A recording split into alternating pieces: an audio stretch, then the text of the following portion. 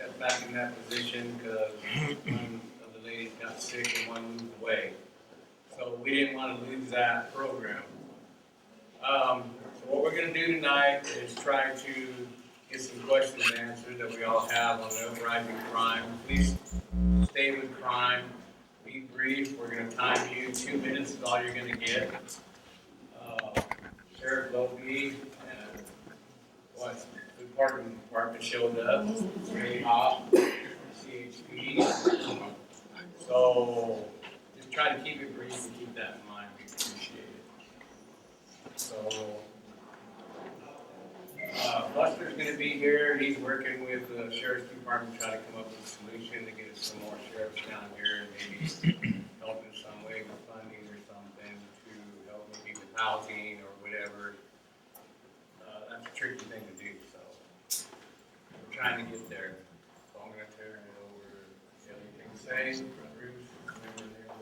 Yeah, new member of the Neighborhood Watch Board, and we're going to just have 2 minutes each for questions and 2 minutes for responses, and we're going to keep the meeting down to 2 hours, no longer than 2 hours, and we're going to time the questions, and 30 seconds before... I'll go like this. Wrap it up. Wrap it up. All right, we'll turn it over to John and Ray and everyone. Thank you for coming. You're welcome. Thank you.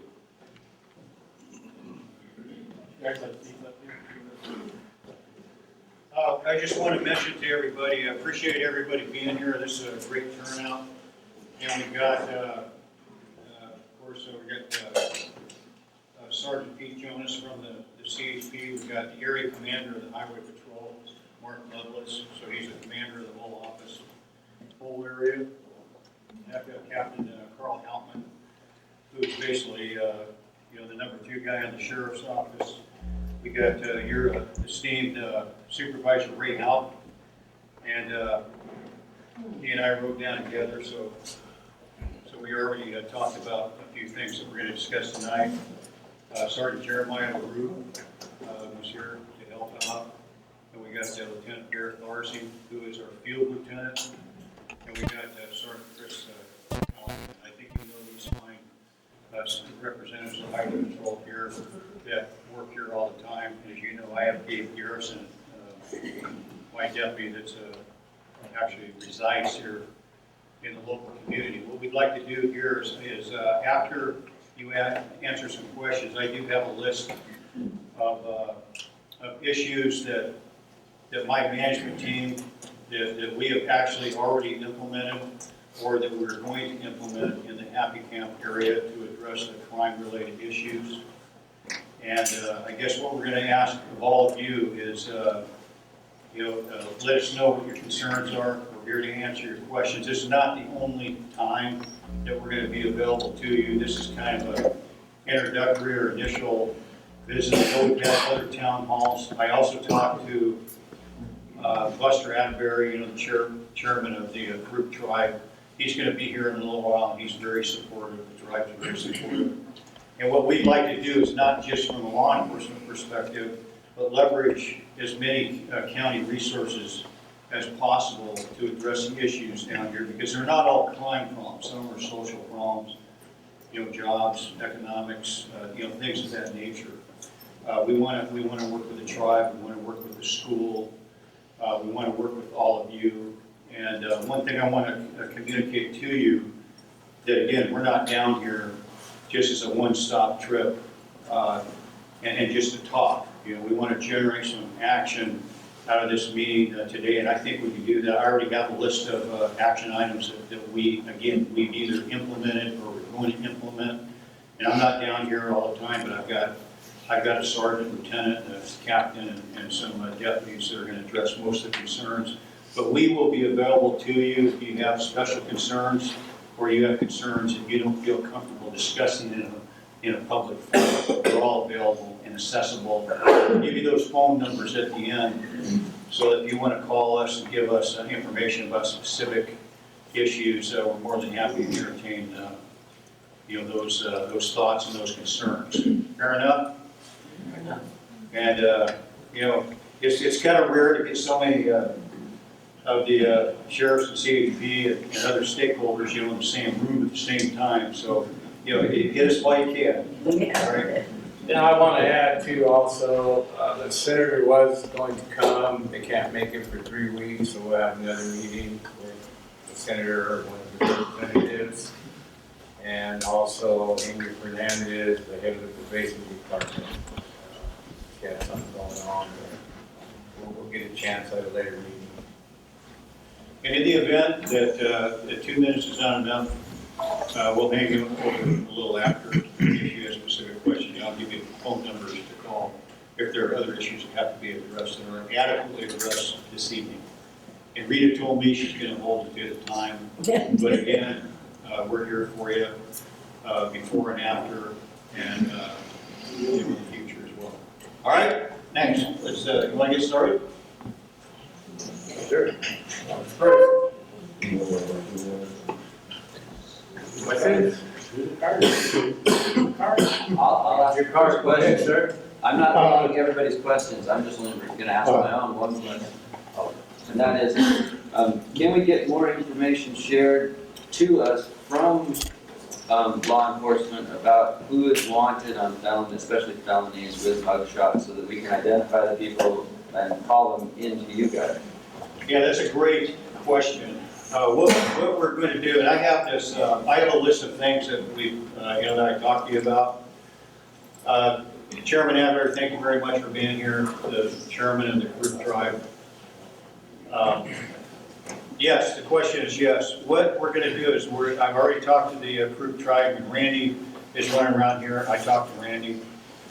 And we're going to work on exchanging information. Now, some things in the future, we're going to have some special operations. We're not going to tell you when, but we're going to get arrest warrant lists. We're also going to do compliance checks. That's on my list for registered sex offenders. You know, you have a few here, and anybody that has an arrest warrant for either misdemeanors or felonies. Or you're on probation or parole. We're going to try to get parole involved. But if you're on probation, what we plan to do in the future is we're going to get together a bunch of agencies, and we're going to bring a band down. And we've already worked this out. In fact, Sergeant Callahan is kind of the mastermind behind that. And again, we're not going to tell you when, but if you see a jail band, show up. If you see a bunch of men and women running around, knocking on doors, that probably means we're doing compliance checks, which we're allowed to do pursuant to law. And if someone has an arrest warrant, either a felony or a misdemeanor that they haven't honored or taken care of, then they're going to be arrested. They're going to be put in we're going to fill a van up. They're all going to go downtown to Wairika. Now, we're not trying to pick on people, we're just trying to enforce the law. Next question. Yes, sir. The question is, that being said, more often than not, the person who's arrested is taken up and released right away. That's something we're trying to get away from. And I know that maybe the answer, maybe working with the tribe, we can get some kind of facility, because isn't it a law that if you get busted with controlled substance twice, a judge can sentence you to 6 months in rehab? Because sometimes jail is not the answer. Right. One of the things that we're doing, and I'm glad you're asking that, Dan, that's a great question, because one thing we're doing in Siskiyou County and all our partners, whether it's probation or the sheriff's office or the district attorney's office, the public defender, the judges, behavioral health services, health and human services, we are attempting to put people in jail that have committed criminal offenses or haven't honored arrest warrants. However, our jail is full all the time. Our jail only has felons. And felons, traditionally are the kind of people that commit offenses that could end up in the big house in one of 33 state prisons. But one of the things we have done to the community corrections partnership in the county is we're working with all our partners, including the group tribe. We are attempting to give people services and programs and alcohol treatment, drug treatment, counseling. You might have noticed that we have a homeless problem in Siskiyou County. We have a lot of mentally ill people that have not received adequate treatment. And the jail is not a mental health care facility. And we get people in jail that don't belong in jail. They should be in mental health care hospital somewhere. So we are working on getting those resources. We have a new Health and Human Services Director. Her name is Stacy Cryer. And we're working with her to we're gonna get more training and responding to critical incidents involving the mentally ill, and we're attempting to work on some kind of solution to this problem of the mentally ill walking our streets, so that perhaps we could treat them, or they could get therapy, or they can get the kind of medication that will allow them to operate in society without being arrested or subject to some kind of societal sanctions. So we're working very hard with that. Also, part of the solution is, you're absolutely right, we arrest people and we do the job, either whether it's a highway patrol, sheriffs, sometimes Fish and Game and other agencies, and they go to jail and they're released. Well, what we want to do in our special operations, unless someone is a very low threat person, they may be cited and released, but most of the people we're gonna take to jail if they haven't taken care of a warrant, or they've committed some kind of misdemeanor or felony offense. We're working on getting a new jail. Believe it or not, Measure G did not pass, but Supervisor Haupt can tell you that the board has been very supportive of law enforcement, and they're still looking at some other options and have allowed us to do so. And there's probably a 50-50 chance we may be able to get some type of new jail, because we actually got $27 million allocated AB 900 funding. And if we don't build a new jail, we lose that money. But we did get an extension last week through the Board of State and Community Corrections until October to try to work out some viable solutions. I'll tell you, the county administrator, the Board of Supervisors, and Ray Haupt's one of the supporters trying to make that happen. Also, part of that is the district attorney. We're working with the district attorney to file as many cases as possible. The issue with realignment and Prop 47, which kind of de-escalated the penalties for drug possession and other charges like commercial burglary and things like that, is that we have a lack of accountability in society in general throughout our state for some of these offenders. But we're working on it, and I can assure you that the DA is we're working with the DA to make sure that when we charge someone, that the charges are actually filed and there's some kind of sanction. Also, we have a day reporting center. If we don't have room in jail, excuse me, I'll get right to you now. If we don't have room in jail, we have a day reporting center where we may not keep you in jail, but we may give you a bracelet, an electronic monitoring device. We may give you the opportunity to go on the freeway and pick up trash, because we have what we call a SWAT program. If you're disabled, you may tend our garden. We have garden, and we take the inmates take care of animals. We have goats, we have pigs, we have chickens, we have rabbits, and we also have sometimes we have horses, because we have equine therapy there as well. And we also have other projects, like we have firewood that we provide to elders and veterans and other people in need. So we can put these people that, as long as they get convicted, we can get them in these alternate sentencing programs. And also, we have healed therapy, we have counseling, we have treatment. We have today, now who would have thought the sheriff would go to the jail? I went to the jail today and gave a certificate of appreciation to an inmate who's soon going to go off to prison. I gave him a certificate of appreciation for finishing his high school diploma in jail. So we're doing things like that. And I said, hey, you know what? Just because you're incarcerated doesn't mean that you can't better yourself, or try to do things that will make you a better citizen when you do get out. Because the vast majority of people that go to jail or prison will get out eventually. So we're working on those things, but again, we got life challenges. Yes, sir. So I know you're working with the veterans too, and you call the veterans officer and they can come and get that person out of jail if it's a mental health problem, right? Yeah, right now we're working on a mental health court. where if someone has mental health care issues, we're trying to divert them into a program that will assist them in overcoming their mental health care challenges. We have kind of a pseudo veterans court. You may know that the Veterans Services Office, the VSO that comes down here, they actually work at the Sheriff's Office. And as a veteran myself, I have a soft place in my heart for veterans. And what we try to do is, if veterans get in the justice system, we're trying to get them out of the jail system or out of the justice system. And we've had some veterans that have committed some pretty serious offenses, but we have still been able to take them out of the justice system and put them in a VA treatment center. Like we had a kid that committed a pretty serious offense, and but he served in Iraq, served 4 tours, and he was an Army Ranger, and he had a legitimate combat record. Instead of him going to prison, we got him into a VA treatment program because PTSD developed alcohol and drug-related problems. And we got him in a VA program down in Palo Alto, and the last I heard, he was doing well. And we're trying to do things like that. Okay, so we gotta get more questions then. Yep. On the same subject, Yes, sir. what about getting more downtown events? Like work relief centers or something else that could be downtown, like here in Happy Town? I don't know if, Yes. plus we got a jail cell here, but we don't have a deputy to man it overnight.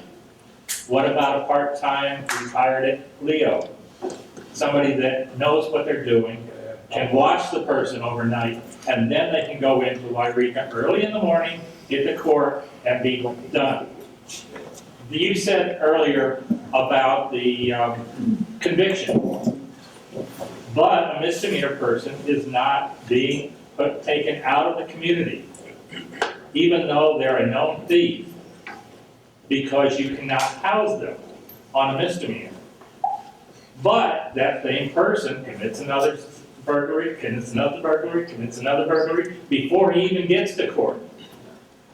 Right, well, We need somebody right. to be incarcerated that is continually committing burglaries here in town, because we've got too many, and there's nothing being done. We know the people, so does your deputy, but we can't get anything done. Well, there was one individual that was causing a lot of havoc in town, and one of the solutions is neighborhood watch. You got to observe and report to me. And I realize that you may think not enough is getting done, but first of all, you got to report it, because if you don't report it and give us the information to allow us to pursue criminal charges, then not as much can be done. You got Secondarily, film of people taking things. Film. Obvious film. And but there's nothing done. right. Well, I can tell you that if you have an issue with the Siskiyou County Sheriff's Office, we got a sergeant there. You can talk to the sergeant. Yeah. You got a deputy, you can talk to the sergeant, you got a Over lieutenant and there. over again. And if they can't solve your problem, then you could elevate to We're me. talking to you now. Right, okay. And we will hang over after. If you have specific instances, then we'll deal with those instances. I agree with you that it's frustrating that especially misdemeanor violations, but burglary is normally a felony depending on the circumstances, and we can deal with that. But the jail, the temporary jail, we have to comply.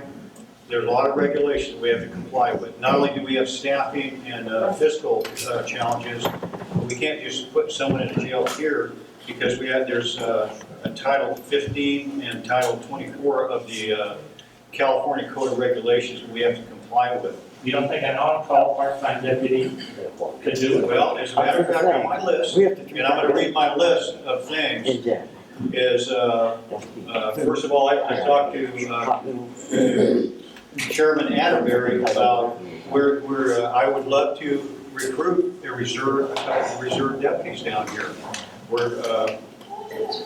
Also, I'd like to recruit a tribal member, either as a full-time deputy or as a reserve deputy, because then they would, especially if they're willing to live down here, I feel it would be advantageous if we had a couple people lived in the actual community. Time on this question. And thirdly, I just want to tell you that we will not give up on these habitual criminals, even the petty criminals. Now, one guy we were looking for, and we had help from the neighborhood watch, and we put so much pressure on him, he left town. And we're gonna get that guy, and you probably know who I'm talking about. You have to be persistent and don't give up. Make sense? This guy right here. Yes, ma'am. Thank you. Yeah. You said earlier that you have $27 million you need to spend on a new jail. Why can't that money We be don't- put into officers down here? Because it sucks to live here. If you are somebody who's used to living somewhere where there's places that are open all the time, you need to allocate enough money to give these deputies a stipend to come down here, because it's hard to be down here as them. The food's more expensive, everything's more expensive. There's nothing for their wives to do. There's nothing for their children to do. You need to reward them for sacrificing to come down here. And if you have $27 million to build a new jail, how come you can't allocate that to rehabilitate these people and to up the people that we have down here, instead of just saying, hey, we have a problem and we'll just make more houses for you. We have a problem. We don't need a bigger jail. We need better people. Okay, well, let me answer your question. First of all, I don't have $27 million. We were allocated $27 million by, For a jail that with nobody here AB voted for. yeah, AB 900 funding, which is a special, their lease revenue bonds that the state provided, because in 2011, we implemented a program called realignment. Now, realignment gave the responsibility to counties like ours we have to incarcerate so-called non-violent offenders. So we competed for that, and we were awarded that money. Now, that money can only be spent for a jail expansion project. And I can tell you that the infrastructure in our current jail is deteriorating. And if we build the jail, we will not only have more beds where we can put some of these habitual criminals that are committing thefts and burglaries and these other crimes that I think are pretty serious, especially if it's your house. We can keep them in jail, but we also will have a modern facility that will also have rehabilitation facilities or resources as well. Getting back to your incentives, I agree with you 100%. If I could, I'd pay my deputies at least 40% more money. We did double the resident pay for deputies that work down here from $150 to $300 a month. And so we do have more incentives. Also on my list is we're going to empower our, or at least we're going to work with our resident deputy to kind of empower him to do more coordination and community-oriented type of policing activities here. And I get it, and I don't know if Supervisor Howe wants to weigh in. The county right now is in a crisis to the extent the fiscal health of the county is getting better because, we're primarily a general funded law enforcement agency, and most of our funds come from property taxes.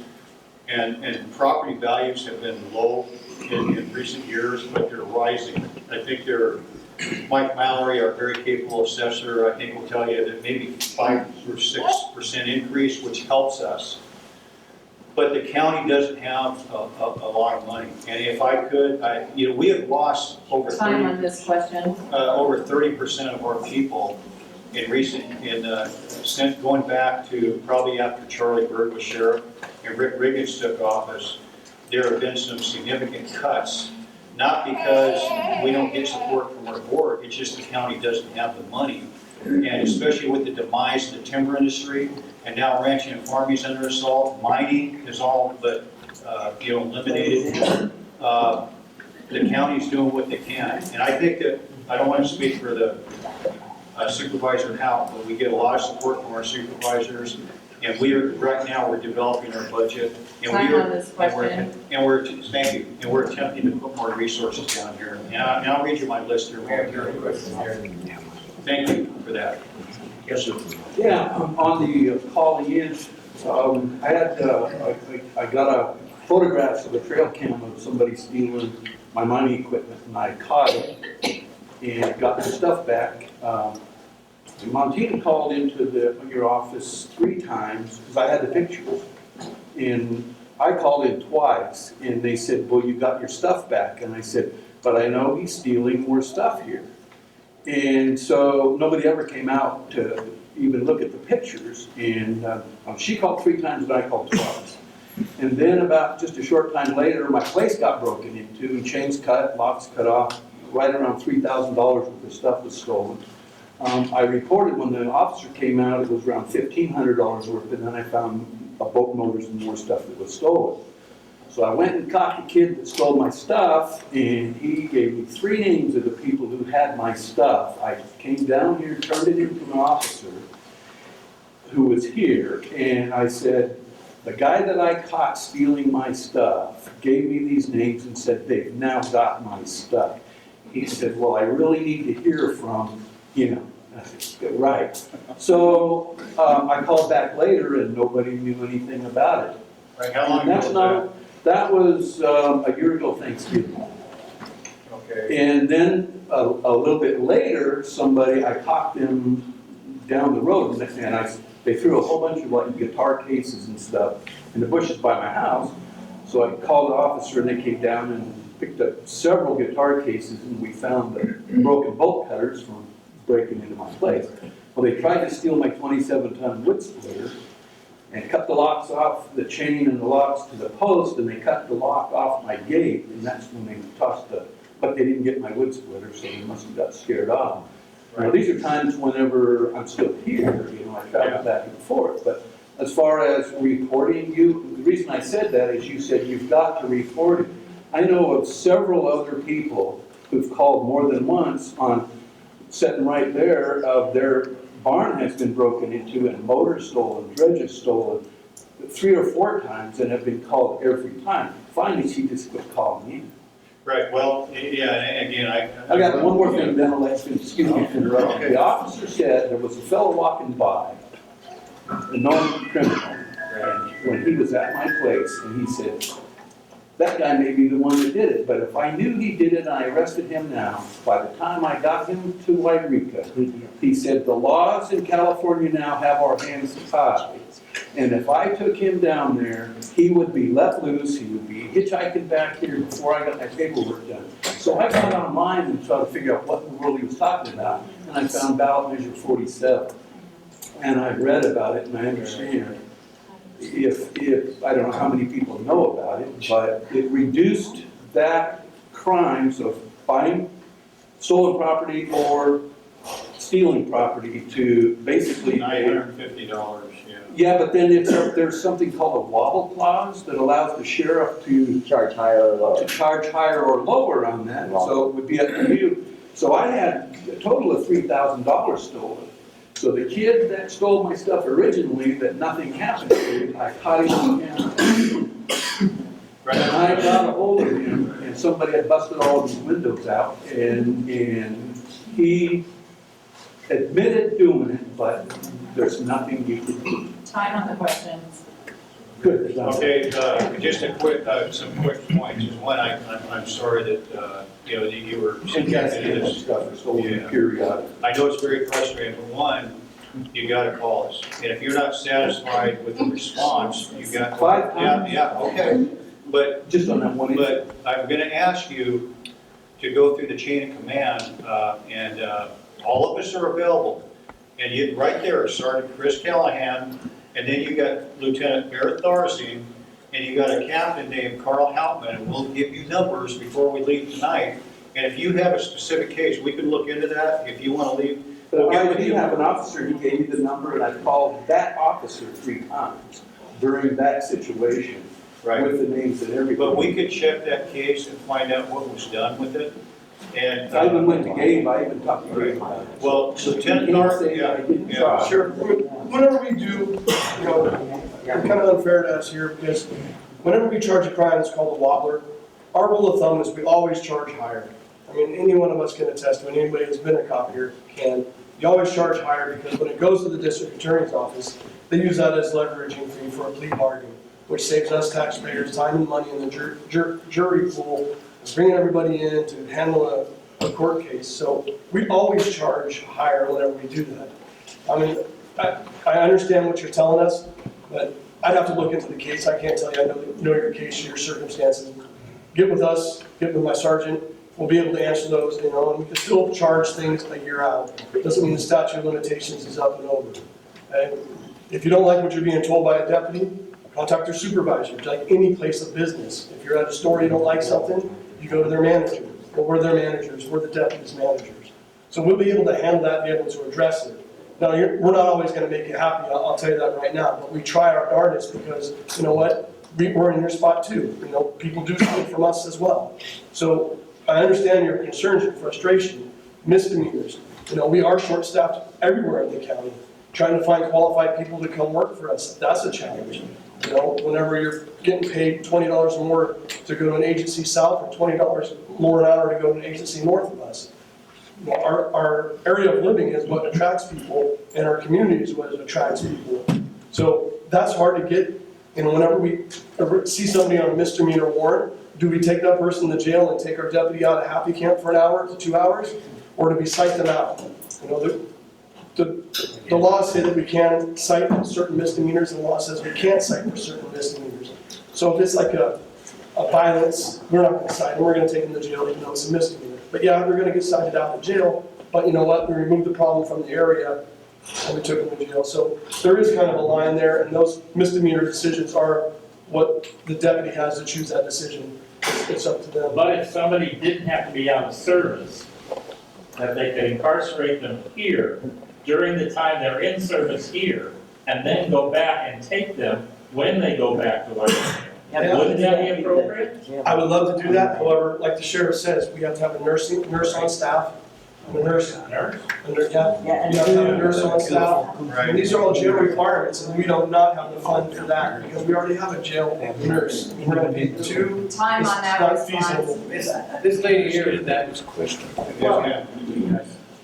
Well, can I just say one thing? The message is, that's why I brought basically the chain of command, and you call them, and you will get the answer you receive by one of these individuals. And if you go through them, you can always go to me too, but we're here because we want to be responsive to your needs. Yes, ma'am? Well, I think that if somebody could better investigate some of the problems that we have, problem that I have had for a year, is an individual selling mobile home trailers without titles. In the state of California, that's a felony. And I was told 8 months ago, you couldn't investigate because you only investigate pot growers and murderers. Yeah, first of all, if we spent all our time chasing the cannabis growers, we wouldn't have time to do anything else. Secondarily, we did have a murder about 3 weeks ago, you know, a tragic murder, and Mr. Ward had happy camp ties as well, and so did the suspect, Mr. Correa. But I can tell you categorically that every crime that you report to us will be investigated, and again, you have a chain of command here, you have people that will respond to your concerns, and we're not going to ignore any penalty. And I can guarantee you, right now, we're not even enforcing. We very seldom, this time of the year, will deal with cannabis and marijuana issues.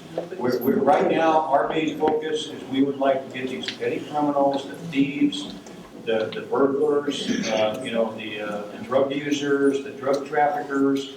And by the way, I have to apologize. I did talk to the Siskiyou Unified Major Investigation Team, which is our drug task force. They have some investigations pending in Happy Camp, and you know, we're going to go after them.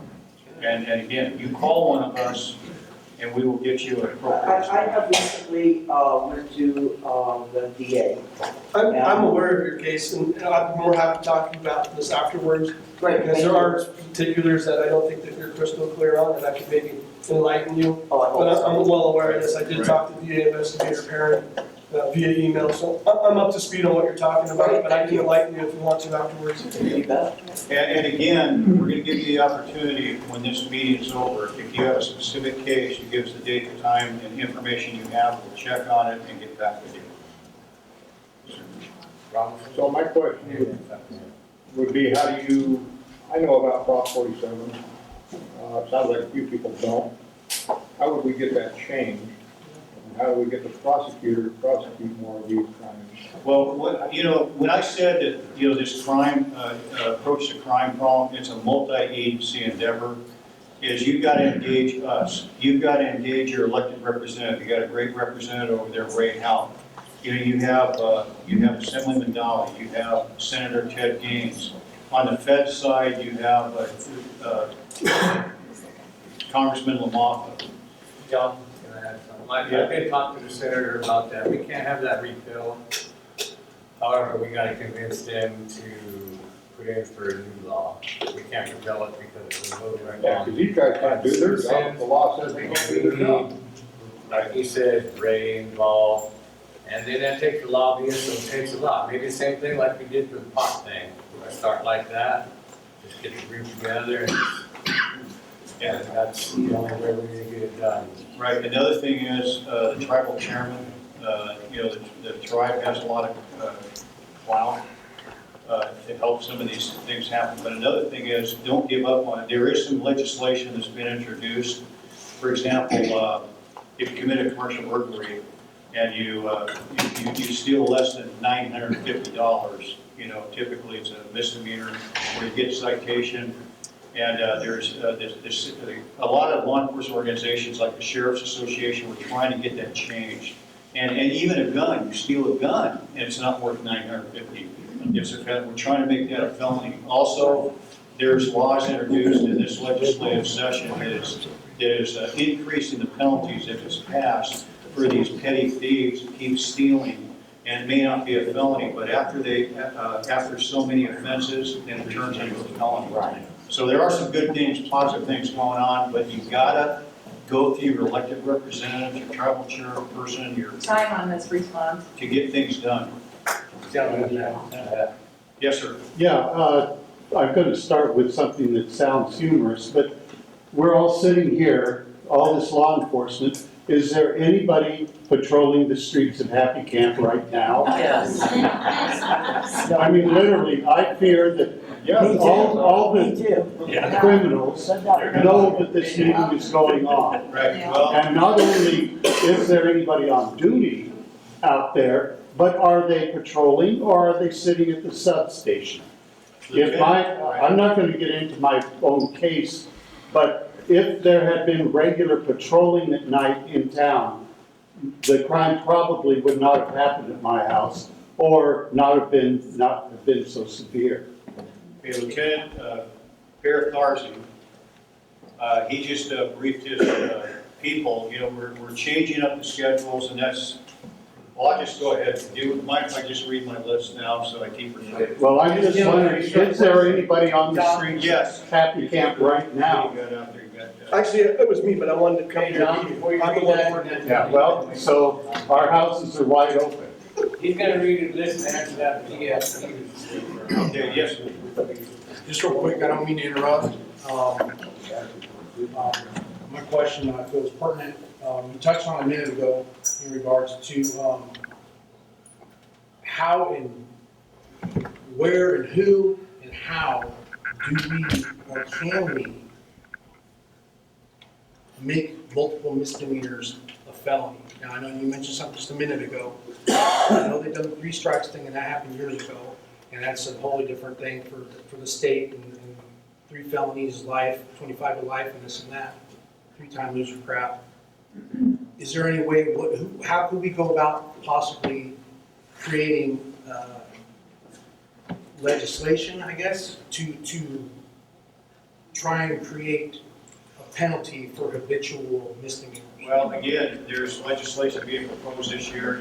If you're interested, give me your email, I can send you the information. But it's all up to elected representatives, and if enough people complain, you can change this. Another thing is, a lot of these people that are habitual petty criminals also commit felonies. There's still a lot of felonies on the books.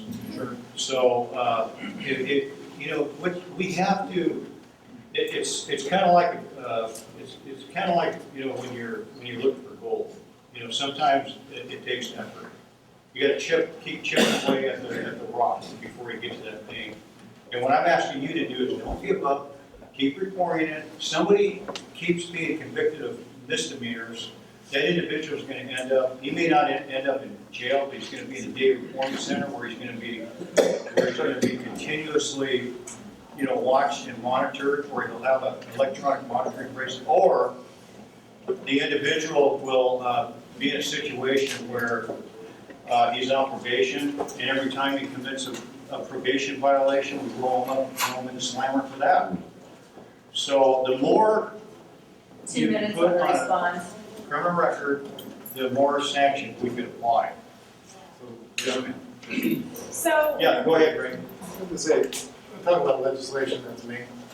I don't know who's aware of you. Excuse me.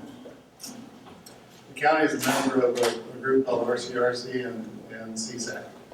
And what that is 27 counties in this state, the rural counties, the lobbying arm in Sacramento. We do an awful lot behind the scenes to tinker with some of the laws you eventually see to get them. You can't believe how outlandish they can be, and not tailored toward rural counties. So our lobbyist there, and I'm the vice chair of RCRC. Michael Kopseff is currently the chair for Siskiyou County that serves on that committee. And we're constantly engaged with the legislators to either tweak the language or revise it or put new things in front of the legislature. If I don't know the details, you don't get represented very well. So I'm the guy with the money, if you will. I don't have any law enforcement.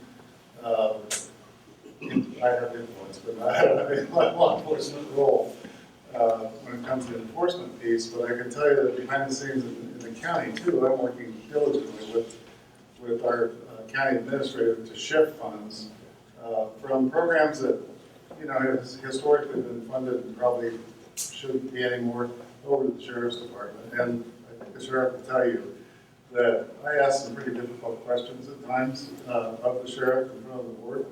But mainly I am consistently trying to keep your issues, the same issues in Hornbrook, the same, believe it or not, same issues in Scott Valley and places too, in front of the sheriff's department and in front of the public, actually, the press, so that they can print this stuff and then we can use that to lobby a higher. Before you sit down, Yes, sir. question to you. The RCRC? RCRC. Have you tried to lobby at all for some autonomy for some of the local enforcement in the rural areas? I don't quite understand. There are many state laws that go against reasonableness for the rural areas. Yeah. Have you ever lobbied for autonomy on those types of laws? Yeah, actually, the laws themselves, we can lobby on, and we do. The enforcement of those laws, that's the sheriff. Not necessarily in this case, Well, with the state as well. Fish and Wildlife is what I'm thinking. Well, with the sheriff as well, with Fish and Wildlife Service and Forest Service through the MOUs. Maybe the sheriff will want to talk about that a little bit, but he has the working ability on the enforcement end of that. And yes, I can tell you, we work pretty well with some of the agencies, some not so well. Well, again, are we trying to get an autonomy so we can direct the local enforcement agencies? That is our goal. Or different? That is our goal. I struggle with it with one agency in particular. And I will tell you that with the flood and some of those other things, and the things that happened there, Michael Kopseff and I worked very hard with both Senator Gaines' office and with Brian Dolly's office to change some of the craziness that was going on. So, yeah. I wish it were perfect. Lady in the back. Thank you. Go ahead. I hear you saying that you believe that our crimes are being investigated, but in my direct personal opinion of observing a report of a crime, generally what I've observed is a recording secretary. So they take record of what happened and they give you a case number and then they leave. There's no conversation with the next door neighbor to find out what they've seen.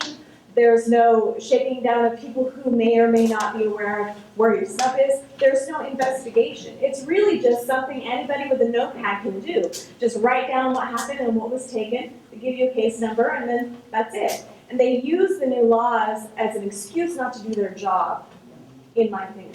Right, well. So wait. And I feel like, I get 2 minutes, so the county has failed us in a bigger picture than just the sheriff's department, in that we have people living in commercial buildings. Nobody cares. We have known drug houses, and nobody cares. We have abandoned motorhomes with random people who we've never even seen before living in them. And nobody even asks them who they are, or where they're at, or why they're here. So I feel like you don't get to get out of doing your job.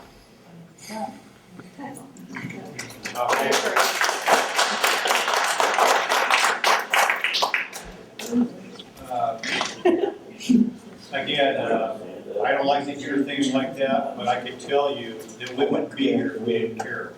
And it's not just me, but every uniformed member of my department here, and certainly our supervisor. What we are attempting to do is we're trying to step it up, and we're trying to do more. And again, you've got to let us know if you have any concerns. There's probably more being done than you think is being done, but if you have any specific cases, we'll take the information and we'll check to see what's going on with those, and we'll get back to you. Because some of our criminals have a record when you go in and look. Like, I've been communicating with the district attorney's office because I felt like that could possibly be part of the problem. Because you guys will come down and meet with us, but we never actually see him. So I started stalking him in the hopes that he would actually start prosecuting cases. So, you know, you can do a Facebook message every time somebody's house is burglarized, and apparently he doesn't reply. So it's a concern. So, but I feel like there's no, I mean, we just need to figure out what the solution is. Our people are getting arrested by YPD. Our people are getting arrested in Medford. We've had 3 people arrested for felony narcotics in Oregon, in Medford, in the last 2 weeks. Like, we're not getting them here. Why can't we get them here? Let's do that. Let's figure out how to do that. Yeah, well, first of all, we're here, we are attempting to step it up, and no, I don't like what's going on in Happy Camp either, but we have some dedicated professionals that will do everything we can, and also some of these problems are also, we have to get other agencies, for example, the Highway Patrol, so they're partners. We have, the planning department can deal with some of those building-related issues. And another issue is I've had recent conversations with Ryan Mackey, who's the commander of our drug task force, and they're working some investigations here. I expressed to him my impressions. We have a meth problem, we have a heroin problem, we have a prescription drug problem, we obviously have a cannabis problem. It's out of control. So we know that, and we're going to address these issues. And you have a lot of people that are willing to help. And part of it is prosecution. We're working with the VA to make sure that cases are prosecuted. And what you have to do is one, be persistent, give us as much information as you possibly can, and don't give up.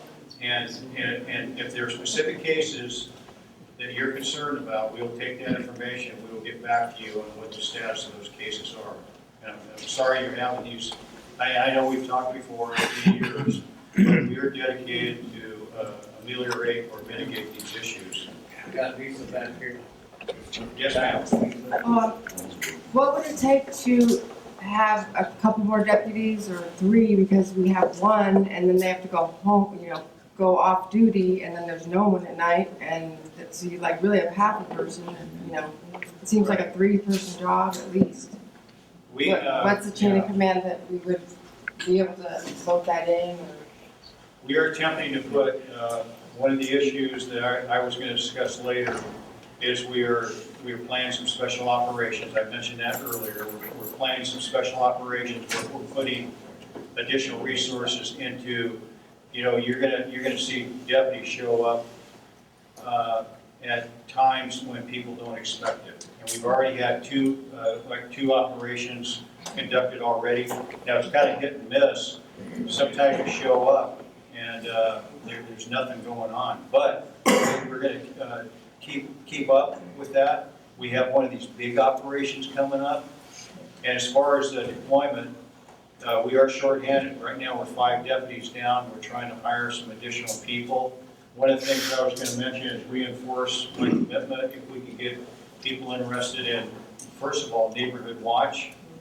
You know, we need people on neighborhood watch because you're our eyes and ears that give us information where we can pursue criminal investigations. Secondarily, anybody interested and otherwise qualified to be reserve deputies, regular deputies that want to live down here, you know, we'd love to recruit somebody. We'd love to recruit somebody from the tribe who would not only serve the tribe but the area here. And resource-wise, right now we are going through our budget and we're allocating special resources and extra resources to Happy Town. Two questions for Mr. Chairman Attebery. This lady was next, and then that lady over there, and then next time.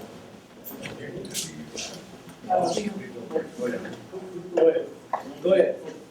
Go ahead. Yes, ma'am. Why can't the officers fill out an official report and give you an official receipt? I've got a stinking little piece of torn off paper off of the notepad. They should give you a card and. This is what I got. Right, does that have the case, that has a case number and the It phone has the number? case number and it has the phone number and the officer's name, but I can't turn it in my insurance company. Yeah, right. That's right. Yeah, we'll make sure that if we're out of cards, we'll get them the cards. I mean, they should have cards. You could get a copy of that report in any insurance company. I've never been able to get a copy of anything. Well, you call us and we will make sure you get a copy of the report. Lisa West. I'm Lisa West. Yes, ma'am. My problem is that, well, first I have been burgled twice and I'm with Trista there. There was never any follow-up. In fact, I got brought back empty boxes of like a piece of tape that, you know, they stepped on. It's like, I don't need that. I didn't get back any of the knives or the other stuff that was actually valuable that they were going to take the fingerprints on. No, there was no follow-up. This was in 2010, and I will get with you because I want to know a few things. But my main problem now is I live alone. I'm in an area where I'm surrounded by abandoned houses that have been taken over by local cons and drug addicts. I think, are you Officer Monday?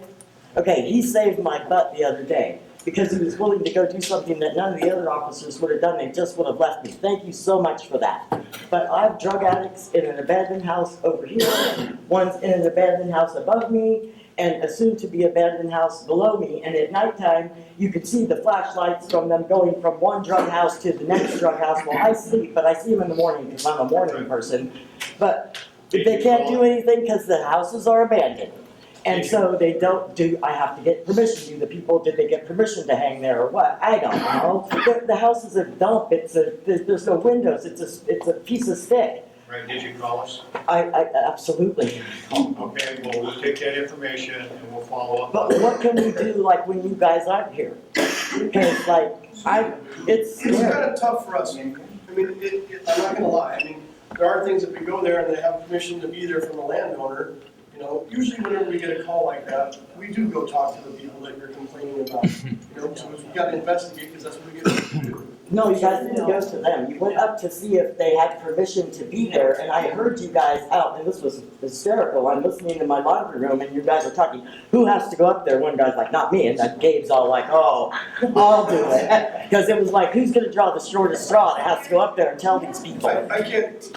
I wasn't there, so I can't give you the full. Well, he saved everyone's spot right there. And by the way, just one last thing. If you're gonna give the officers 150 measly bucks to be down here, I'm sorry, but I get $500 stipend and I don't have my life at risk to go sit in a meeting with other teachers. You need to add a couple zeros to that 150. So we keep getting beat up on burglaries. Sorry. So from January 1, how many burglaries do you think Happy Camp has reported in the town of Happy Camp?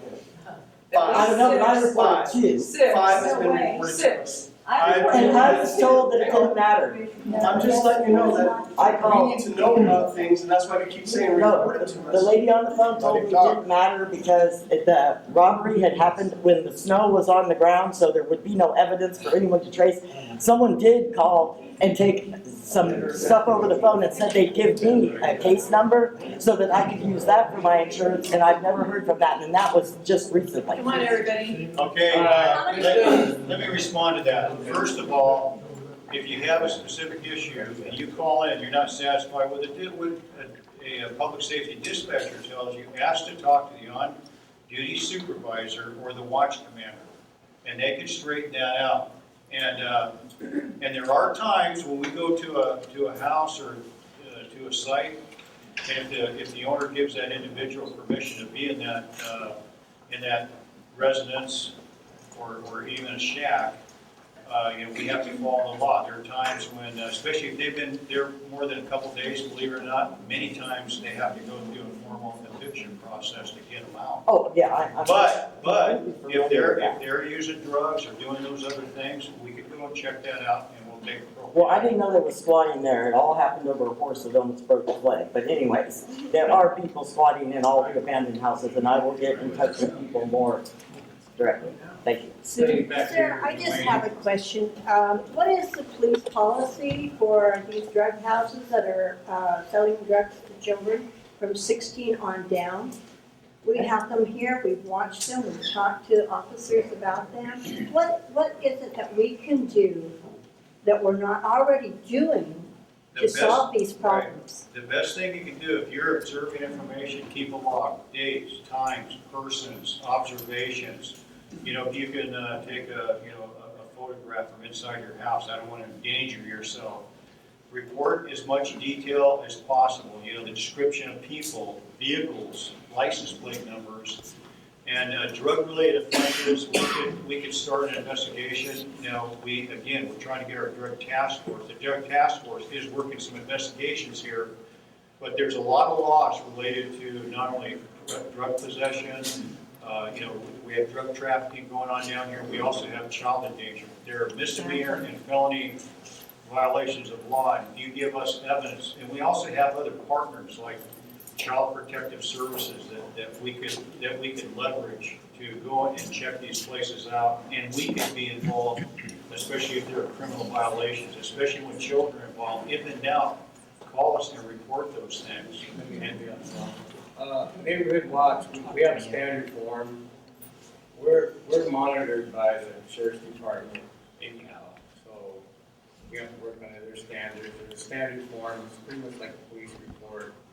And we're trying to gather up people in the community to join neighborhood watch. And the ones that are afraid, you can simply call us and turn that information over. We're going to get those forms out to the public. We'll compile that information and put it in some kind of order and turn it into the sheriff's department. And they'll get it to the right department. And it really does help on their investigations. So we just have to be eyes and ears and try to help them a little bit, and it does make a big difference. I'm hoping so. I stood on my front porch on the phone talking to a police officer, describing a vehicle that was dealing drugs out of the vehicle. I gave him the numbers off of it and everything else. 4 hours later, he contacted me and he said, well, there was nothing we could really do other than to stop him if there was some vehicle defect. So nothing was done. Okay, well, again, give us as much information as you can. If we have enough information, we can use the vehicle code, but we can also use probable cause based on your report. If you give us vague information or information that well, I think, okay, well, why do you think? If you see an exchange, or you see erratic behavior, or you see I was watching the whole thing on my porch. Right. We'll give us as much detail as possible. Generally, we can make a stop if we have enough probable cause.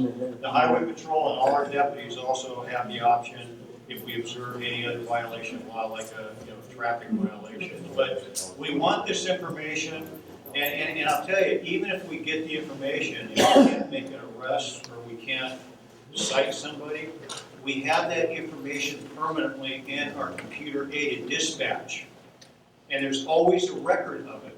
So when the drug task force starts looking into somebody who is allegedly involved in drug-related activity and nobody ever calls, they could run that name or that location in our CAD, in our computer-aided dispatch, and get a printout. Oh gosh, there's been 6 reports on this individual or this house, and sometimes that could give us enough probable cause to write a search warrant. And we did, and I know some of you probably heard about, last summer, we served 7 search warrants in Happy Camp. Most of them were marijuana-related violations of law. But that's what we need. We need information. And Neighborhood Watch has been very helpful. And again, if you're not satisfied, don't take that for an answer and say, can I talk to the sergeant? The sergeant's not available. The watch commander. The watch commander, there's a captain. The captain's out, I'm there too. Bruce has a question. Yes, Bruce. I wanted to ask Ray, Ray, can you please explain to us how the funding would work from the county to get it through the sheriff's department to get us more deputies? I know John said that we're down, the county's down 5 deputies. That means we're gonna get a few hours. How can we get more deputies? We have a terrible problem, especially after midnight and before sunrise. That problem it doesn't exist as much during the day, but what is the process that the county goes through, and how can we help to put pressure on the other supervisors if that's what's needed to get unification, to get us these deputies? First of all, money's not the sole issue. From my perspective, we have a tough time finding officers, and I don't know how many open positions you have that you're. We have 5 right now. That you're actively recruiting. Right? They're paid for, but we don't have a body in them. I'm willing to put more money into it. Whatever, I can't double their salary yet. Oh, come on. Yeah, well, all right, I can double their Not salary, trying, but guys. half of them have to go home. So, I mean, there is a reality. The sheriff's budget in total is in the general fund is the largest expenditure we make. And I'll tell you that the general fund monies are the tax monies on property taxes. That's really the only thing the board has discretion over on how we move that money around. Everything else comes back to us from the state with a mandate. Like, say a lot of money going into behavioral health and that kind of thing. We can't even hardly touch any of that. It's just a pass through. We get, on average, the county receives back without a mandate 12 cents on every dollar that's collected. So that's the kind of math we're wrestling with, trying to provide all of the county services that you all want. Now there's some things that, like I said, we're willing to generate more power at Fox Canyon, if you will, with the dam that we have right now that brings receipts into the county. And when we went through the drought, our receipts were pretty low coming out of the powerhouse. So naturally we're in a down cycle with money. We're in an upswing again. So now we've got a little more money to spend, and I'm willing to move that money around. Just to follow up, it seems to me like the officers need at least $10,000 more a year as an incentive to live here. Yeah, for sure. And we need to find people who like the outdoors and like a remote area. In other words, obviously an officer who's from the city and is young is going to not last here. Right. If they don't have the right attitude towards being remote and so that we've got to focus on getting the right people, and we've got to pay them more. And I just think that the cost is coming out of our houses from things being ripped off way more than what it would cost to pay them. Yep. And also, isn't there another way maybe that you can approach it with an outside agency that might be cheaper to operate, such as a private security firm, or such as you guys, you serve a lot of paperwork, can't you sub that out to put it up for bid instead of you guys doing it when you could be out handling criminal things, whether it's certain papers or directing traffic at a vehicle accident, because there's only a few, so in a security something like that, or somebody with the experience or qualification, they would send them to the acquisition office to take care of their work. Can I finish the budget piece first? Yeah, go ahead. John respond to that. So the budget cycle, we're starting that right now. And so now is your time to let me know, and the other supervisors, write to me, call me, my stuff's on the webpage. You know, that's what the other thing I was gonna say, if you get frustrated with things, that happens all the time in all kinds of departments, that's what I'm here for. You know, get a hold of me, I can't cure all the issues, but I can certainly go meet with the sheriff one-on-one, and go meet with the DA one-on-one and see what the real story is and where maybe the roadblocks are to some of these issues. And that's what I do 80% of my time with all the departments in the county. But I'll tell you, I wanted to say that, so the budget cycle starting, we will have a final budget again for the next fiscal year by the first part of September. And right now is the time best to engage the Board of Supervisors in general to push for more funds. I'll tell you, it doesn't take much convincing for me, I'm already there. It's a matter of what we can bear at this point. I'm not like the state, I'm not like the federal government, I can't take out loans, I have to balance our budget every year. The other opportunity we have is expanding some of, I hope with some of the administrative things, the changes that we're seeing, maybe a change in the number of grants that come into the Sheriff's Department through federal law enforcement and other things like you're speaking about with agreements. Executive departments have actually a senior control that goes out and does all the serving all the papers. Yeah, that's John's. You know, I only wrestle with budget. How John manages the department is his business. When you have complaints, and then I will give you your business if you're. Yes, $10,000 for an officer per year. We'll be honest. Okay, well, yeah, could be. The other picture I wanted to paint too is that the Sheriff's Department is not the only department suffering from not having people. I have a collapse in a lot of departments in the county. Right now, about half my planning and building department is vacant. And it's not necessarily a salary thing. We actually hired a headhunting firm to go out and recruit, including some incentives to bring people into the county. And we're not getting any applicants. Nobody, there's no workforce out there for a lot of our jobs. Why do you think that is? Yeah. Good question. I don't know. Do you think it's because we have a bad reputation here in Siskiyou County? I don't know. Do you think it's because we're not very welcoming to other people? I don't think so. I think so. Statewide, I talk to every county, they're in the same boat. You know, it's a matter of not having the skills out there. Everybody, nobody wants to live someplace 4 hours from the mall. That's a big deal, a lot of people. Nobody can fathom anymore in society not being able to travel everywhere they go and have cell phone service. That's a big deal to people. I have a question and a comment.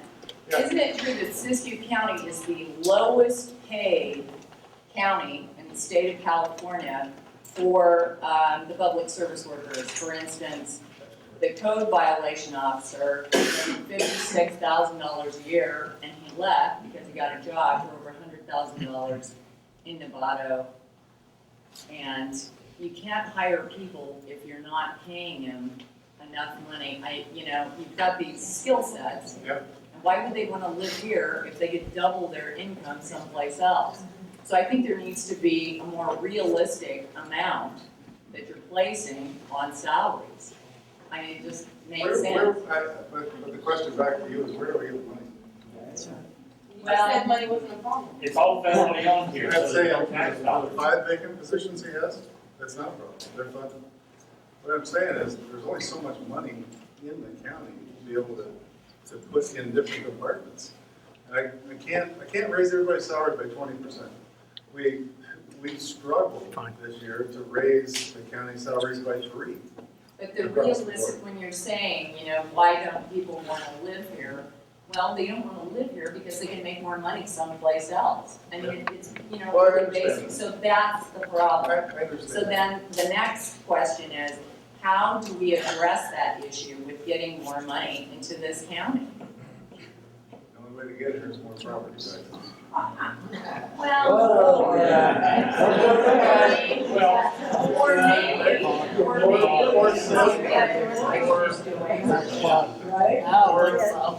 I mean, we talk about the elephant in the living room, maybe we can do what Oregon's doing. Let me answer it, it's not palatable. It's not palatable, it's property taxes and it's sales taxes. And it's also increasing the jobs in this county, including more people to work. And outside those three, I don't have any good answers. And another thing, if I could just mention briefly, is it's not all about money, but you know, my coworkers just got the first raise in 7 years, and they got roughly 4% over 3 years.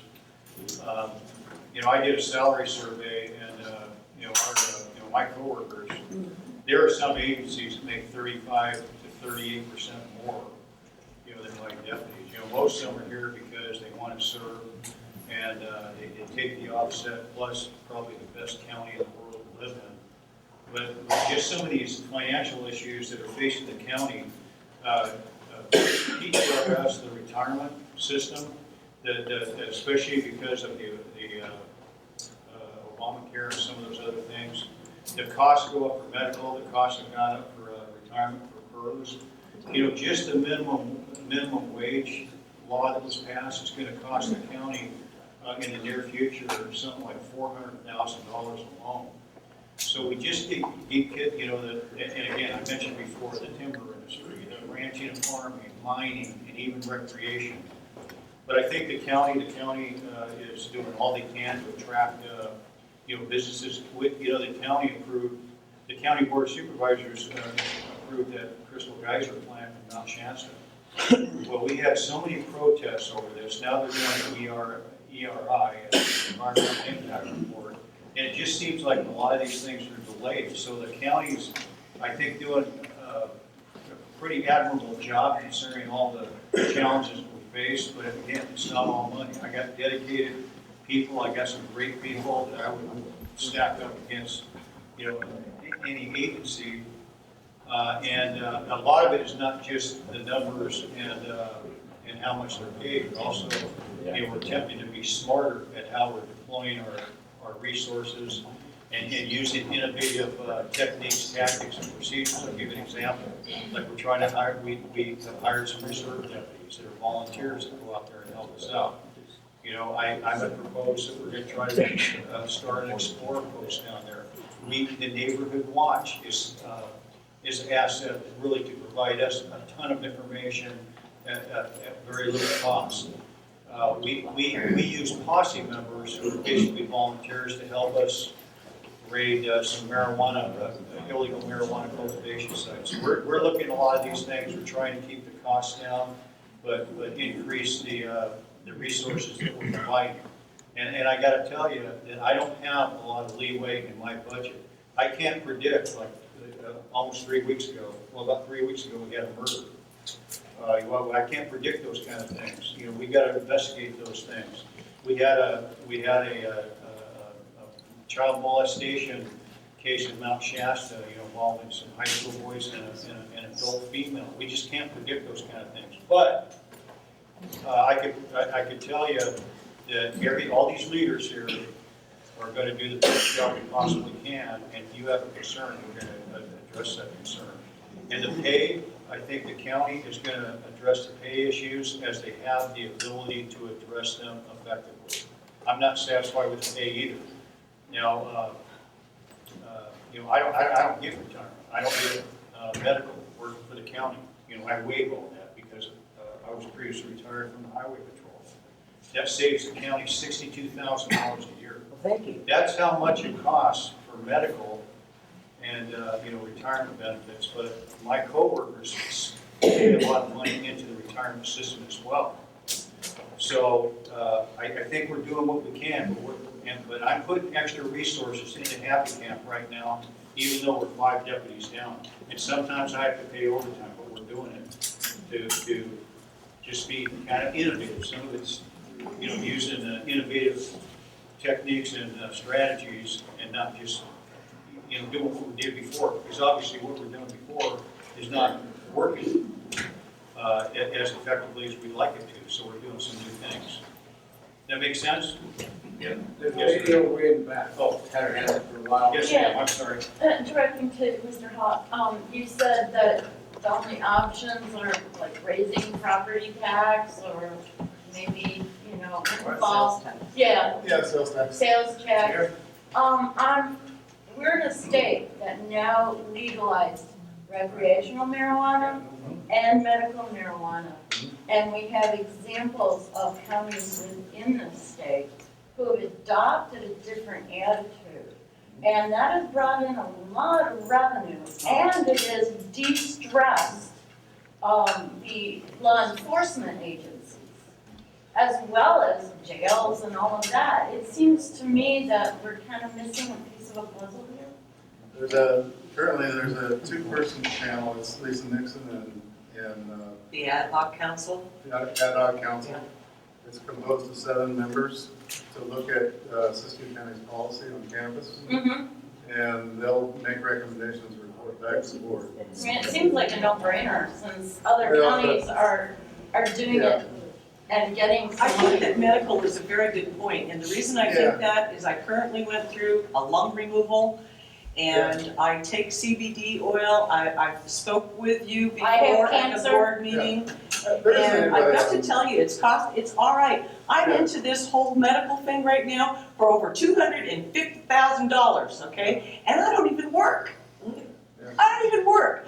Let alone can I afford to go to a dispensary and legally purchase my CBD oil. I need to be able to grow it in the backyard, 4 plants, that's all I'm asking for, okay, so that I can make my CBD oil medicine. Sure. But you do understand, on the other end of the spectrum. I'll pay you taxes. There you go, we just got it. I don't really have an issue with that.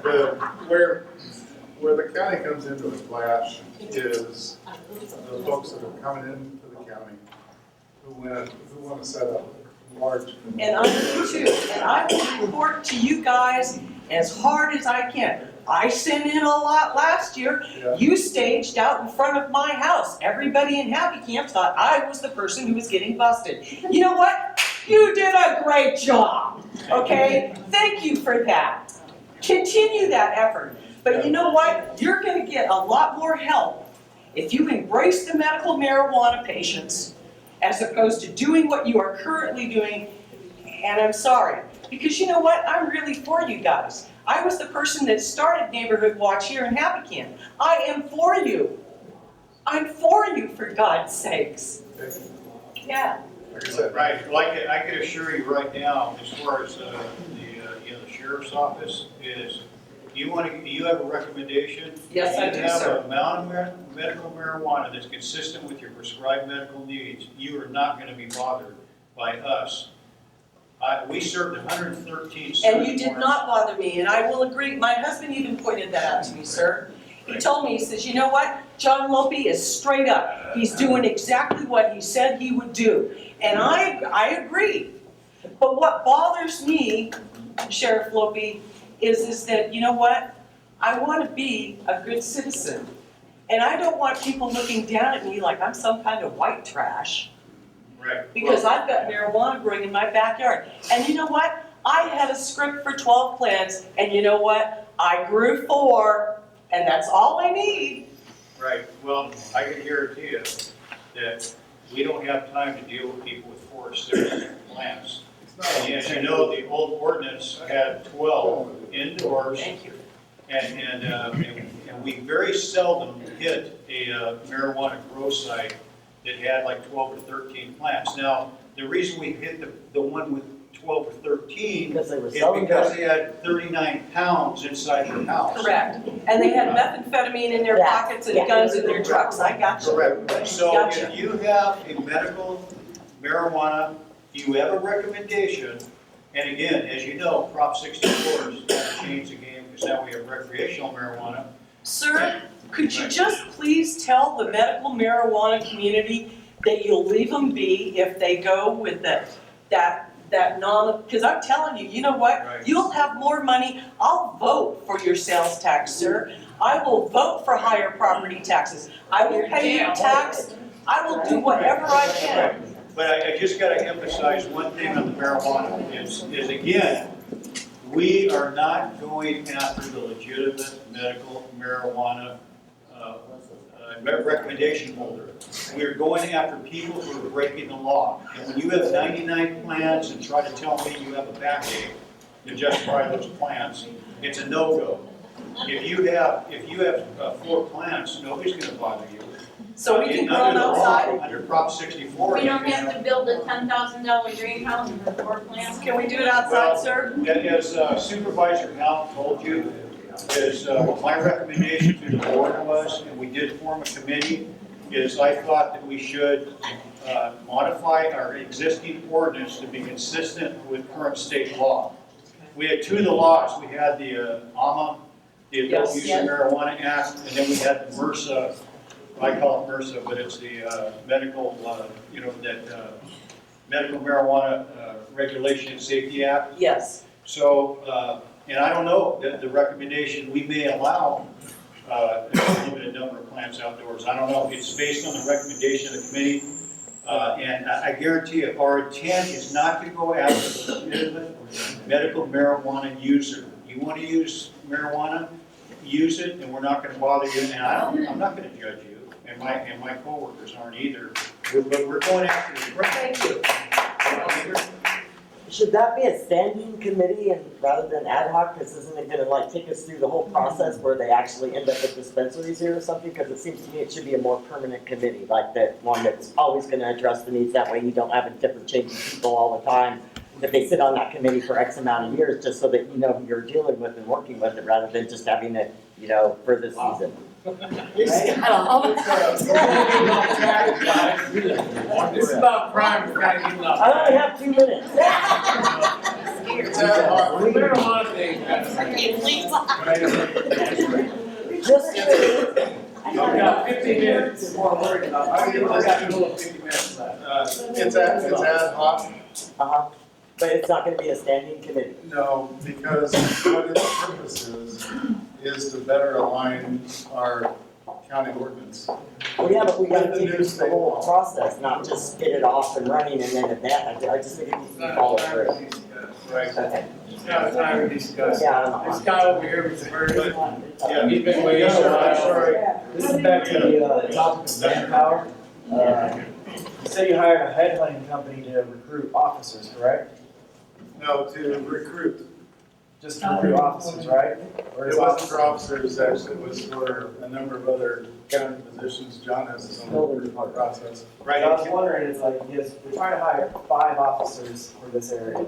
I don't see no billboard postings, nothing, no flyers, say join our team. If we can get some of those out throughout the county, all the way to Reed, idea.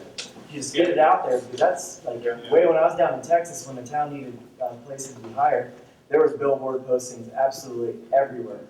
So if we can see some of that, possibly get some of your officers down here in the high school, show them what their job is, do a little, presentation, put on a suit, let the dog run them down, have some fun. To get them interested. We'll recruit you. Yeah. There you go. I have to recruit my wife also because she's not going to You want me to read this? Yeah, let John read, his and how he's trying to help out first, and then we can. Now, this is just a brief summary, it's not all inclusive, and I'm gonna give, Captain Lovelace may have some things that he wants to elaborate on from the highway patrol perspective, or some of my other coworkers. But these are things that we've done, either already done or in progress. And this is just, again, this is not all inclusive, but these are some of our strategies. One, neighborhood watch expansion. Yes. And you talked about recruitment, training, and logistics. So we're gonna help you out to do a better job in neighborhood watch. We're getting our officer back. Yay! Well, we're working on that too. I'll mention that later. Additional tribal council and school board interaction by our department. I think we need to interact with the tribe more, and we need to interact with the school. and other organizations within Happy Camp, and we got a plan to do that. We're gonna do we have special operations by our department and others in our LA agencies, like the Highway Patrol is always there for us. We got the task force, we got probation, perhaps parole. Sometimes Forest Service helps us out, on the periphery. But we've got these special ops, we've already run two, where we've come down here and we've kind of clandestinely patrolled at times when you wouldn't expect it. And we've already had two, right? Yeah, we've had cars that aren't cop cars, and you guys wouldn't even know that they're there. So just because you don't see them doesn't mean they're not there.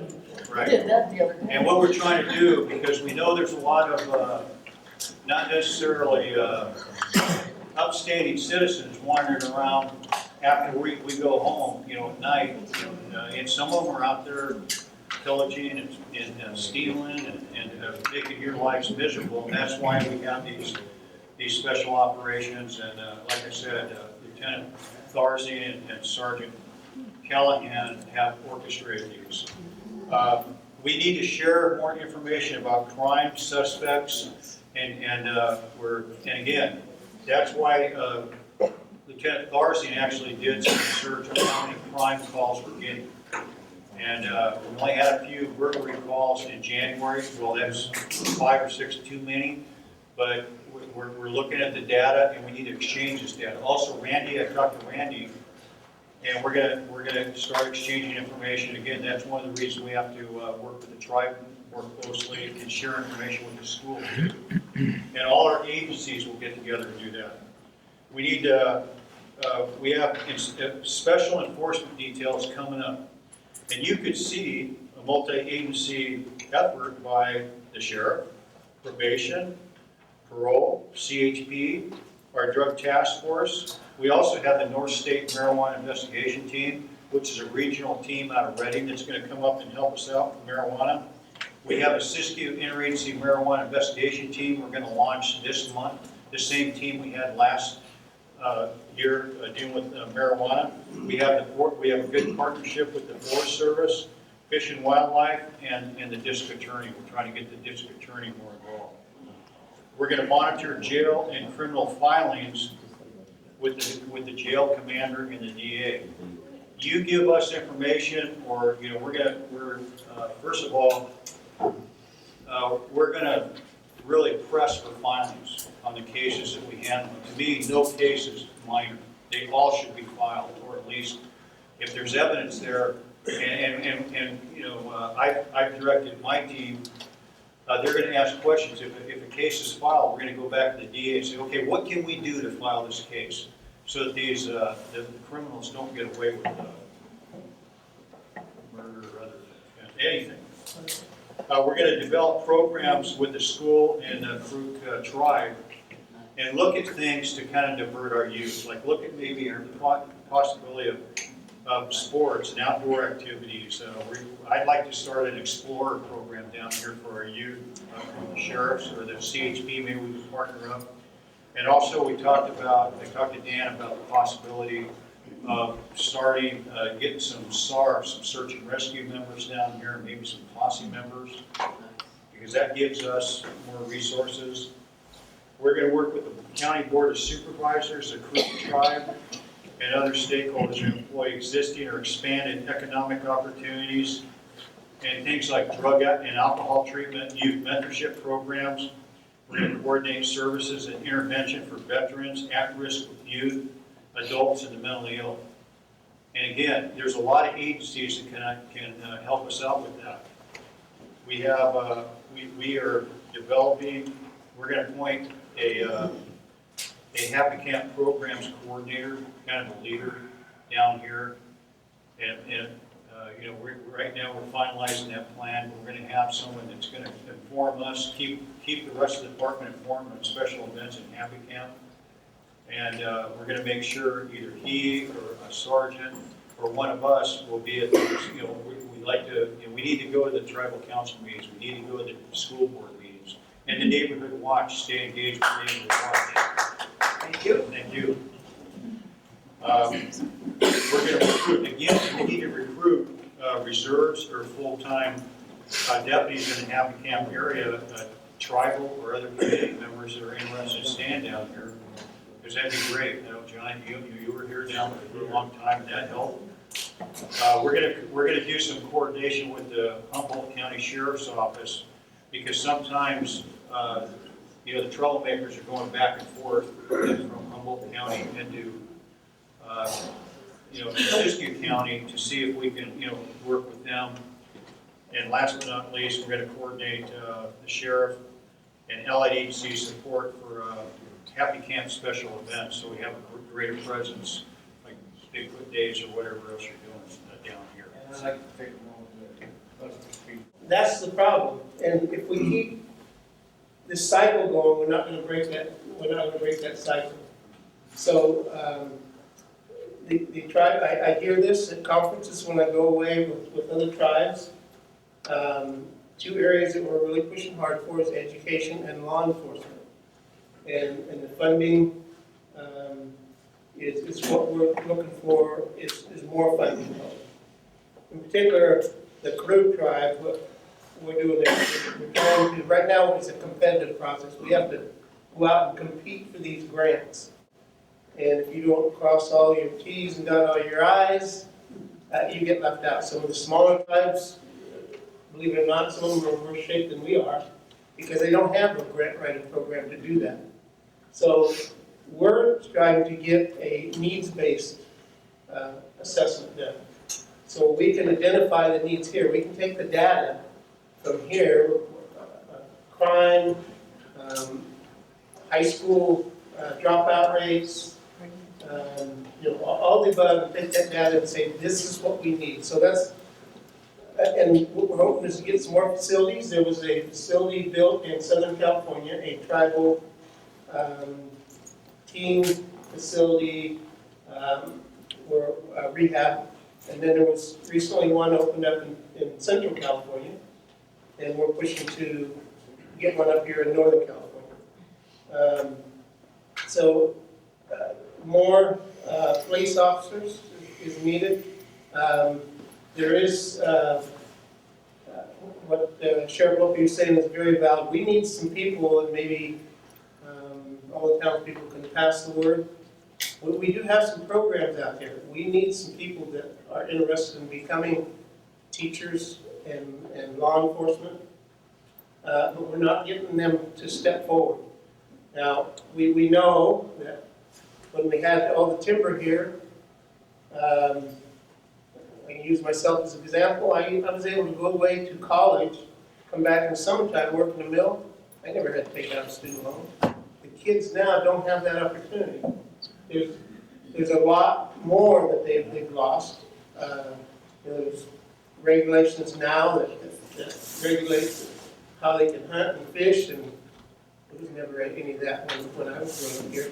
So another long-term solution is we've been working for co-management with the Forest Service in hopes to, the Karuk tribe has what's called a TREX program. It's a training exchange program.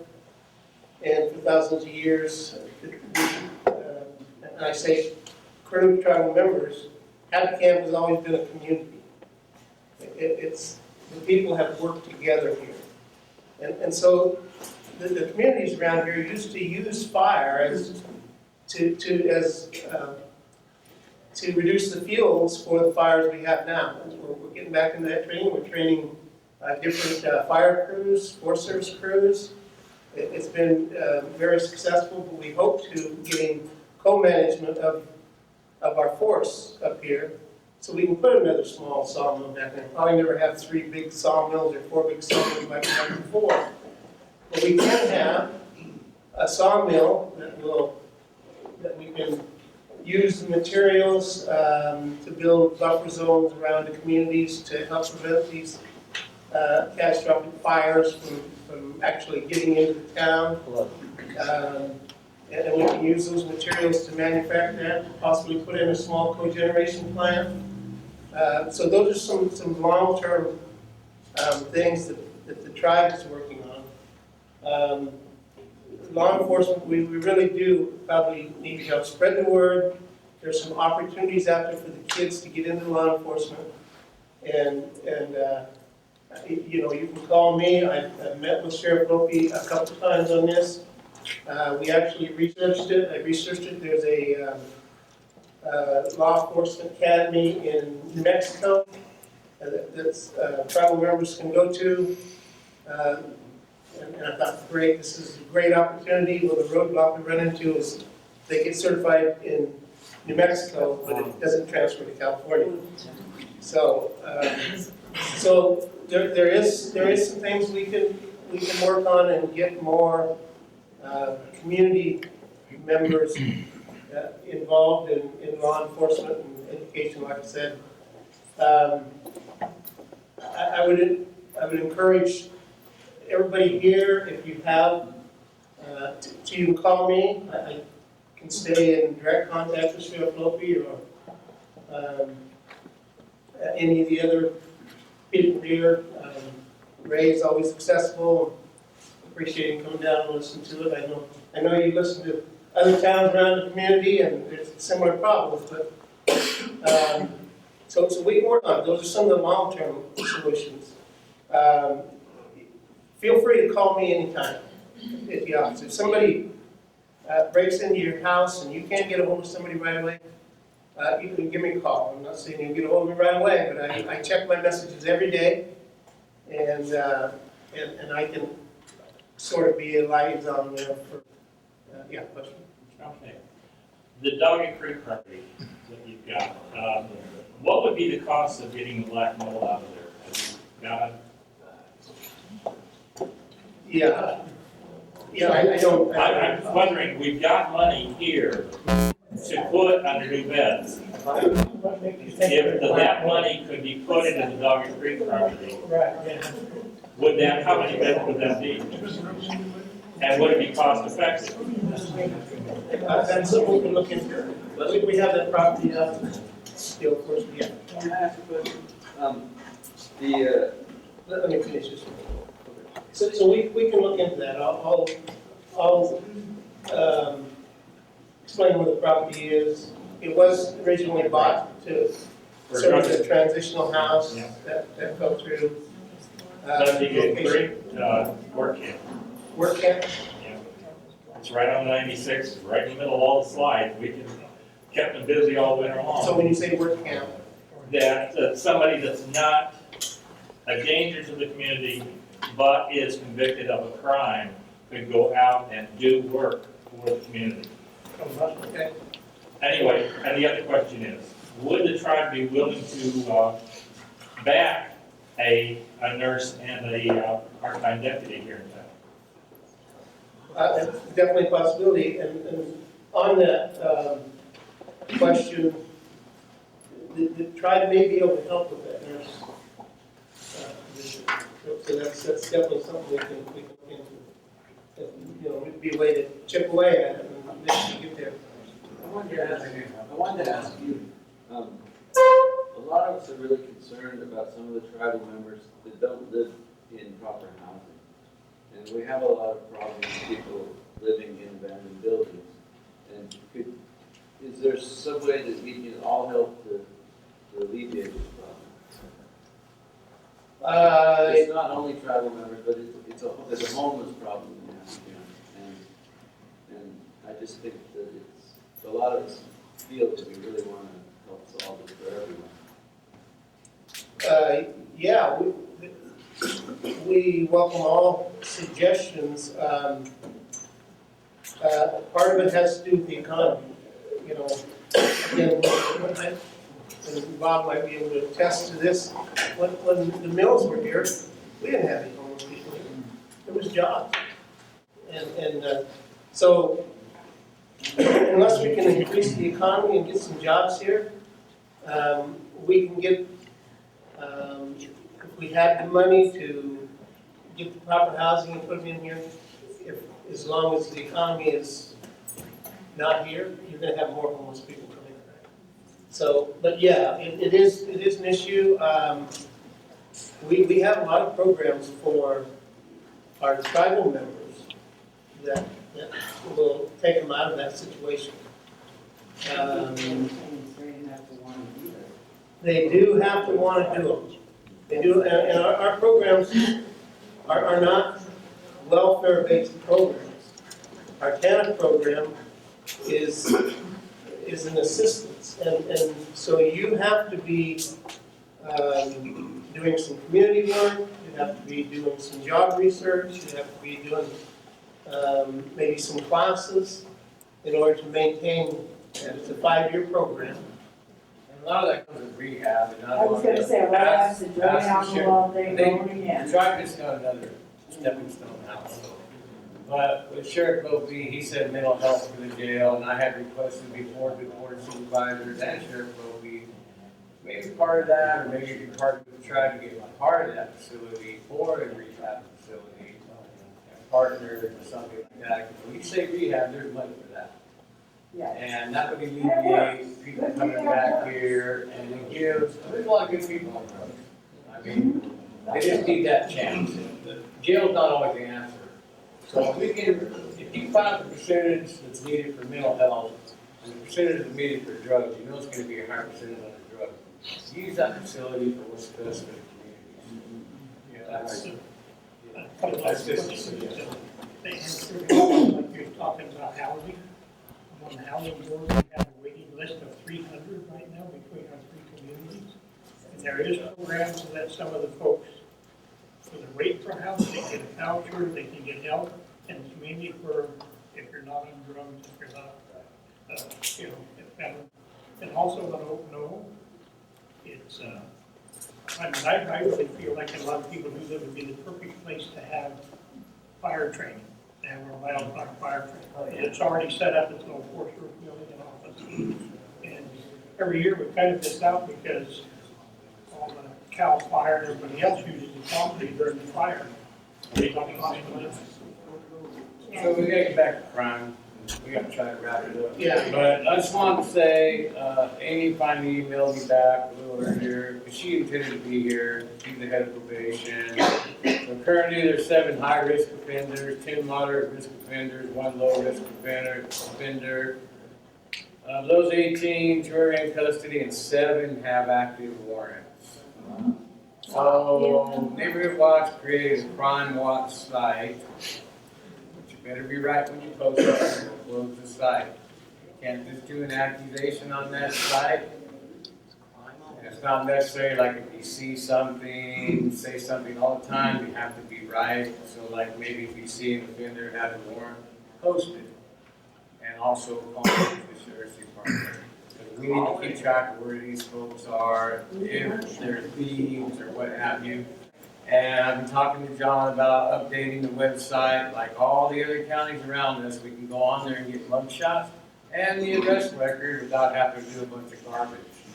So something has to be done possibly with that system, so we have access to that public information. Okay. We'll see if we can put some of those more high-risk offenders perhaps on a Facebook page. Yeah, I mean, the other counties, John, like I can go to Reading right now, or Humboldt County, it shows the arrest record for the day. I don't know why we don't have that, or you have an IT guy to do that, or however they're doing it, it must be pretty easy. So real quick, let me finish my, so those were kind of some of the long-term solutions that we're working on, and we do need, we do need help in recruiting some people that want to be interested in law enforcement. And that's going to, they know how they live, they know where they live, and the communication process is much easier.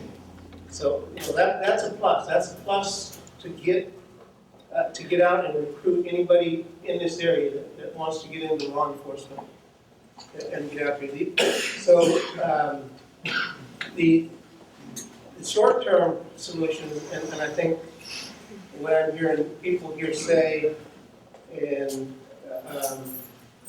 are asking for help is it's really come to a boiling point. And I run into my old coach Bob Hookson last weekend. He was coming from UC Davis visiting his daughter, and we ran into at the gas station. And yeah, we're going to stay down there a little bit longer, but gosh, I'm kind of afraid to leave my house alone for very long. Right. You know, that's, and you're talking about somebody that has been well respected in this town for decades. And you know, he's worried about that kind of thing. It doesn't care, they don't care who you are. And like I said, high 90% of it is related to drug and alcohol use. So, the short-term process is, again, I'm hearing people say, everybody in town knows who these people are. They know where they live and they know what they're doing. And it's affecting our kids. I mean, and we send them away to rehab. They finally get to the point, and I can speak from personal experience. One of my former students, great athlete, wish they would have been able to stay in high school. You know, got on drug use. Finally, after years, and we thought that their life might be destroyed, they accepted the fact, no, I want to get better, I want to go to rehab. They did. Like 6 months, over 6 months, maybe 9 months. And the problem is, they come back to the same place and the same things happen. So they get, you know, they're good for a couple months and then they fall back into it.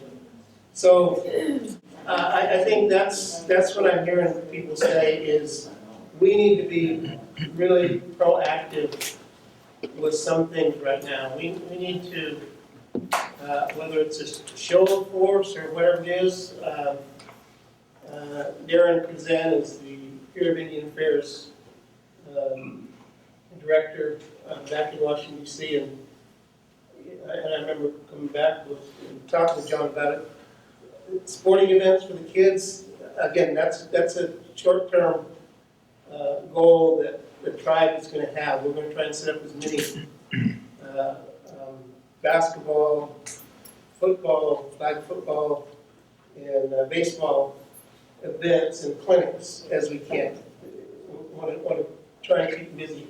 When we have those games and events, people like myself, Vice Chairman, Councilman Waddell, we have a police officer at some of the events, stop by and chat to them. Those kids see them. And you know, they don't, all of a sudden they're not thinking that they're the enemy.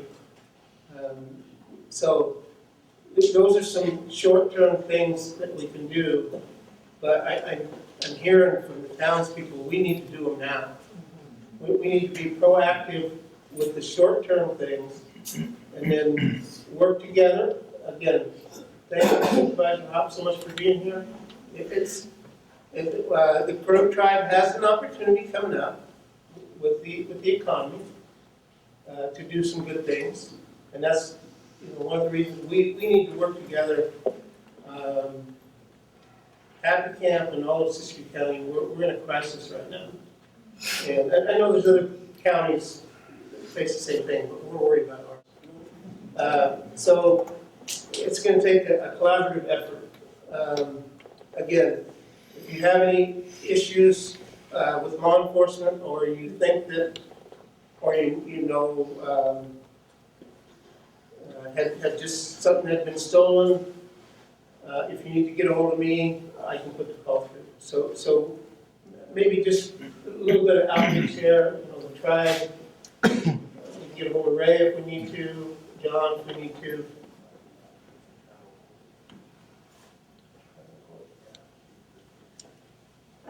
This is the local magistrate.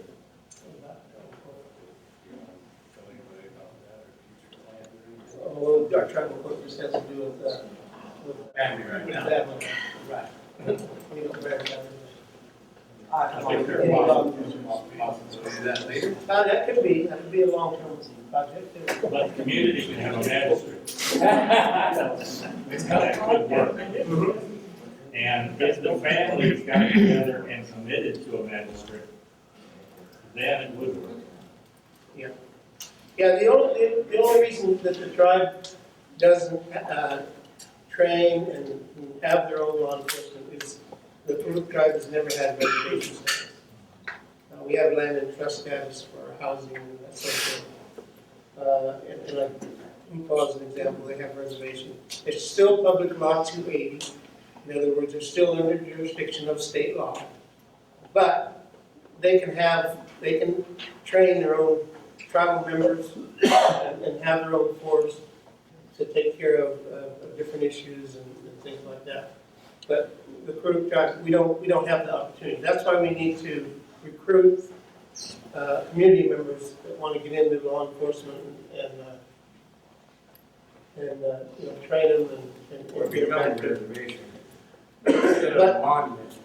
So maybe I'll ask Jeff Lopey, maybe you could reflect a little bit on how the townspeople can help, how we can help with the short-term issues. I know Kirk had a question. Well, first of all, I just want to thank you guys for showing up.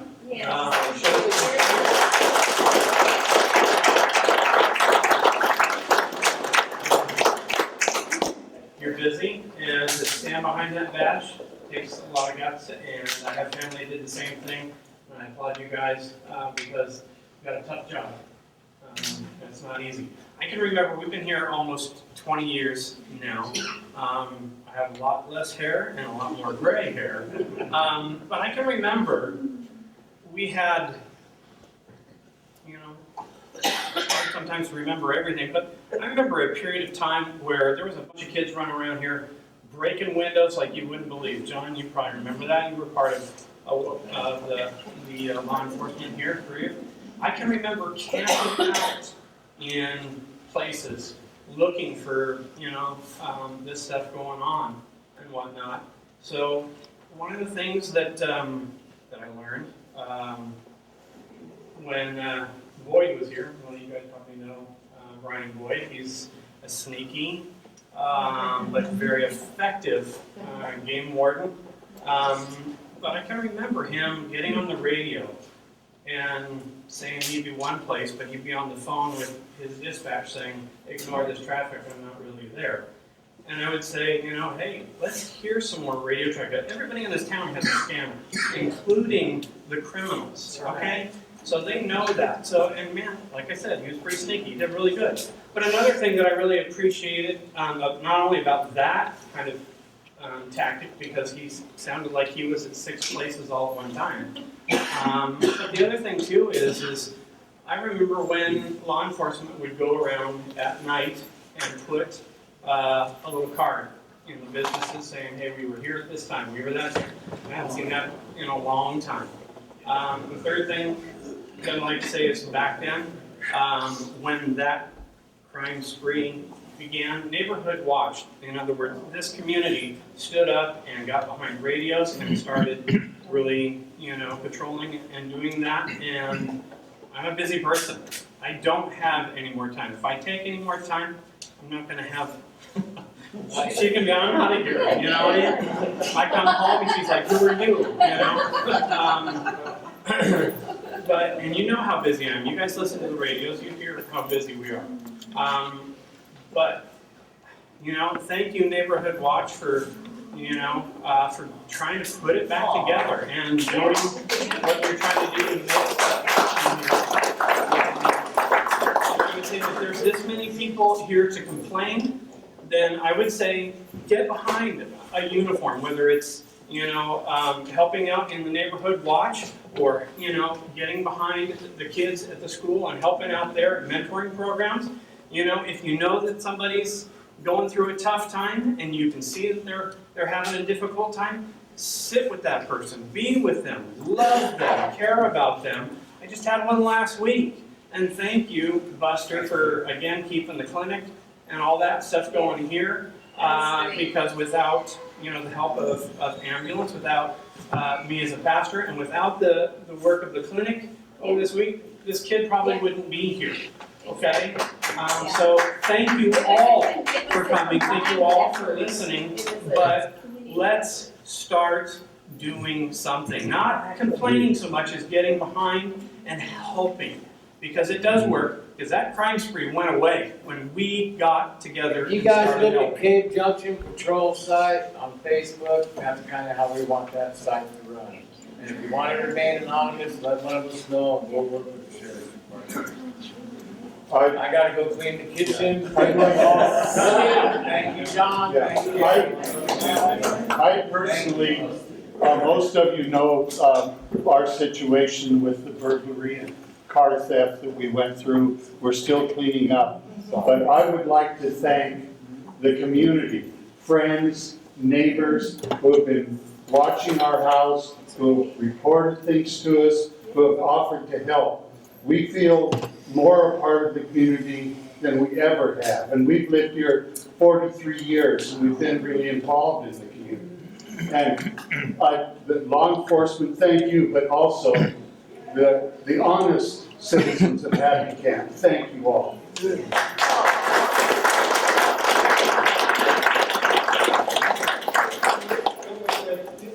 Kind of specific, the short-term things that I talked about. And I think, and again, how can we help with this is, when people say, we know where these people live that bring drugs into town. We know there's a little spot right over here, Guinea Creek Bridge, a building there.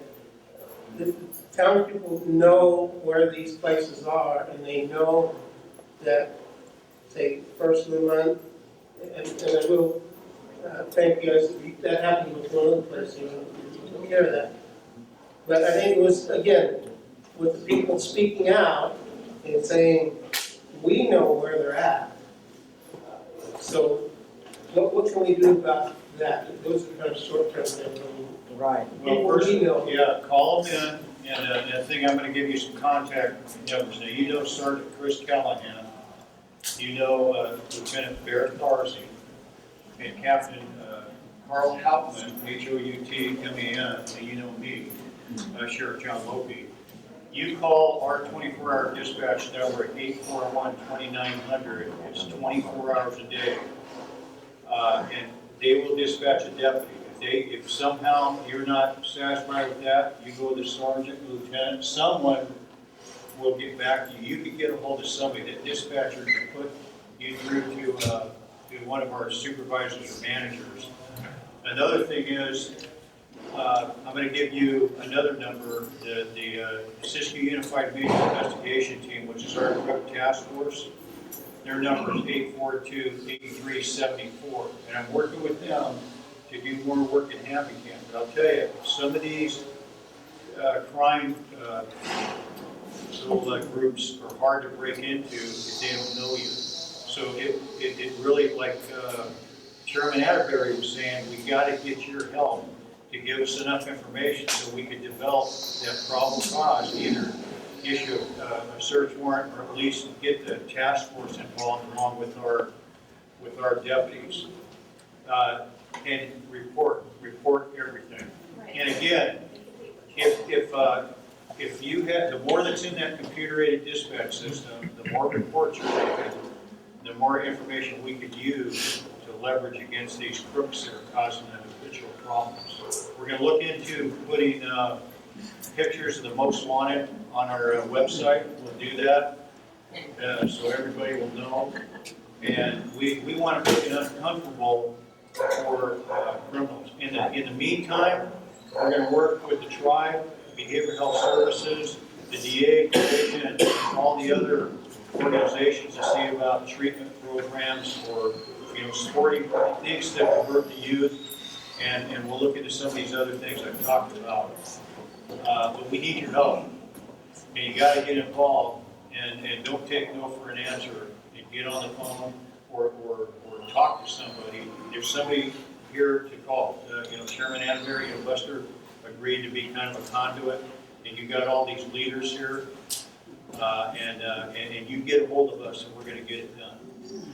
Can you repeat those numbers again? Phone numbers? Yeah, the 24-hour dispatch number, you get a hold of any of us. They can patch attach that number through to the on-duty supervisor, lieutenant, captain, or me as the last resort. But 841-2900 is a 24-hour dispatch number. And then the Siskiyou County, the Summit, our drug task force, is 842-8374. Thank you. You're welcome. Any questions? Now, I want to ask, one thing, Sergeant Jeremiah LaRue is down here, and he's the actual coordinator of our Administration of Justice program at College and Siskiyous. We have a level 3 and 2 reserve program, and Post has kind of 99% approved a modular 1, so we're going to have a full, we anticipate having a full police academy capability in Siskiyou County at College of Siskiyous, which is a great college, probably within a year.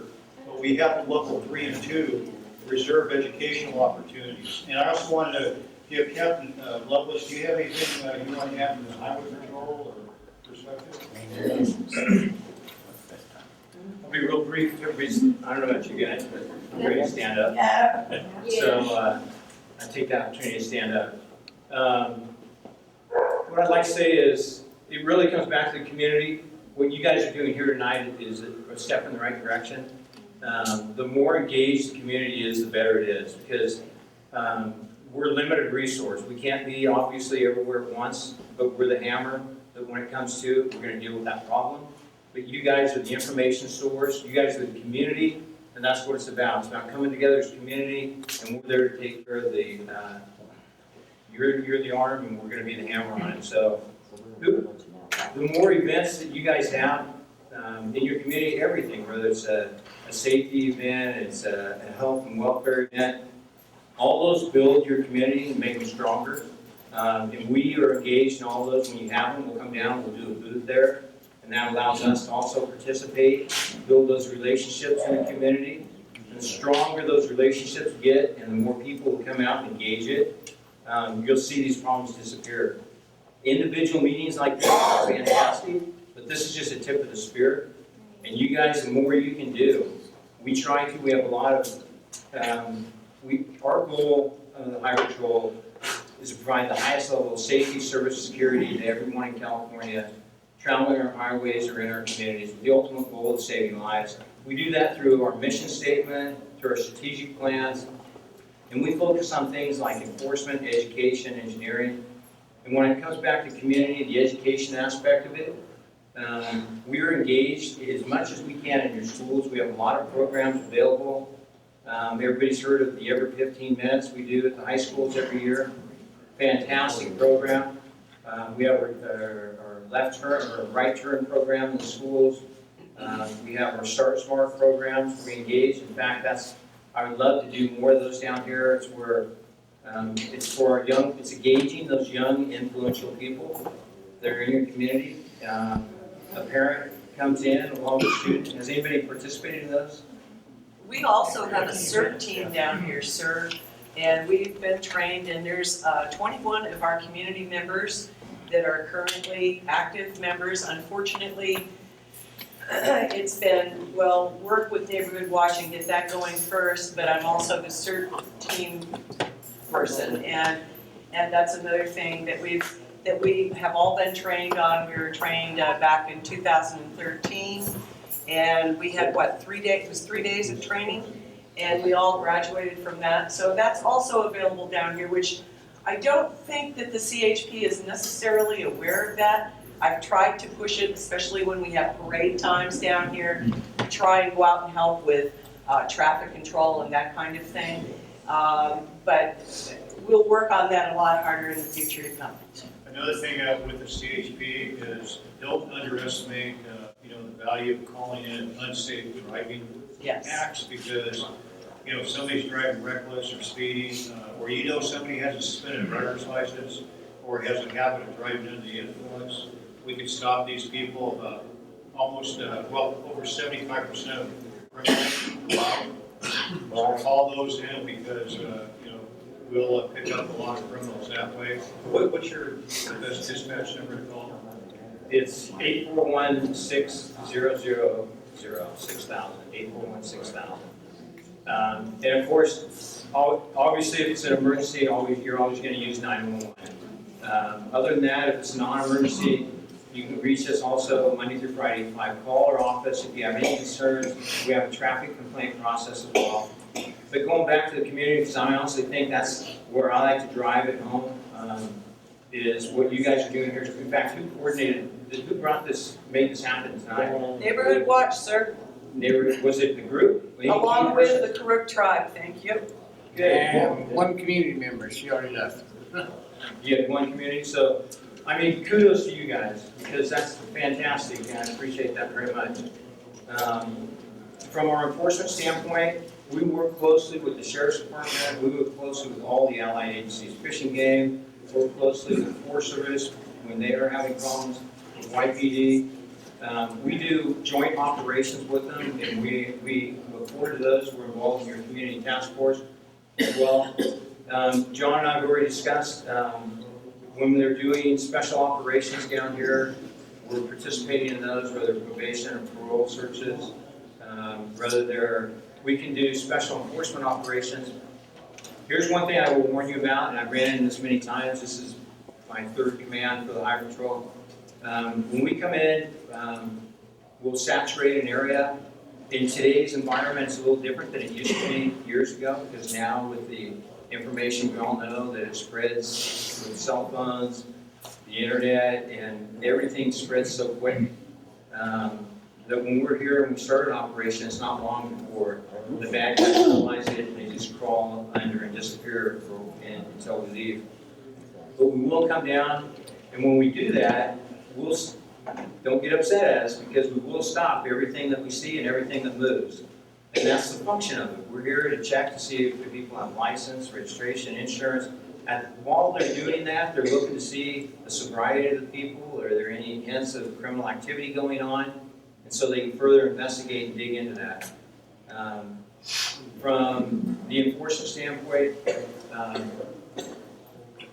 then also, the last thing I mentioned was the engineering. Like this morning, I've endorsed all morning working with the superintendent and Caltrans working on, they have construction projects lined up there. We have concerns for chain control, widening of shoulders, paving of shoulders, and things that will make public traveling safer, and it'll create everybody's operation safer. So we'll work closely with Caltrans. We do that all over, including down here. So if you guys have concerns in improvement in county roads, that's also a thing we need to do. You drove out on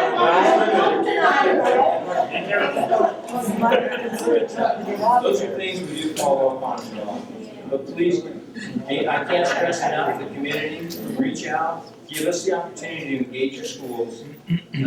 That's usually where we'll start live. We have senior driving programs too, if you're interested in putting something on. All we need is the interest and a location, and we'll dial, get in a list, and we'll provide those down here. Call us if anybody's interested in that, and you can get it going. We'll coordinate, set a date, and we'll make it happen. Any questions for me? Another thing about the schools is I got a commitment from the new Director of Health and Human Services to reintroduce DARE, the anti-drug program, into schools starting next semester, the fall semester. So she's going to fund that for us so we can put something in there. Yes. Yeah, we'll have DARE. This will be one of our target communities for DARE. And that'll be the fall semester this year. When was the last time there was? We had it about a year ago, we had a DARE program.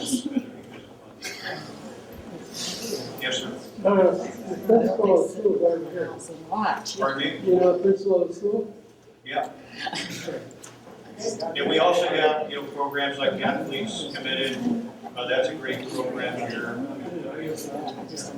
We talked earlier. Do you have anything to add? No, John, I was just really, Sheriff Lopey, I was really happy to hear about your commitments within the schools. We've brought in programs such as criminology, forensic science, so forth. So your willingness to bring in with greater participation will really help. We'd love to have some officers who can come in as guest speakers, who can come in and promote the law enforcement's career fields. We would also like to be able to align with you in being able to go to some different sites, do some job shadowing, get greater exposure for the field of law enforcement, along with others. Use your expertise, have you greater visibility, with us. See you. It's really wonderful when the officers are at our games, at different events and stuff. We always appreciate Joey Callahan and Officer Monday and others who are there. So we need to increase that though. Thank you very much. We appreciate your support. Any other staff members or any thoughts you want to share with the CHP? So you guys have been, these are our key two guys right here that have been hiding over in the shadows. Kevin Monday, you guys.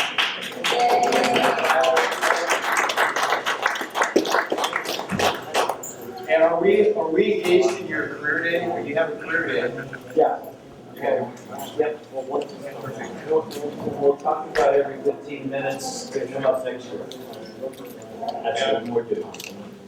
And one thing I wanted to mention is, you notice that Sergeant LaRue has been taking copious notes.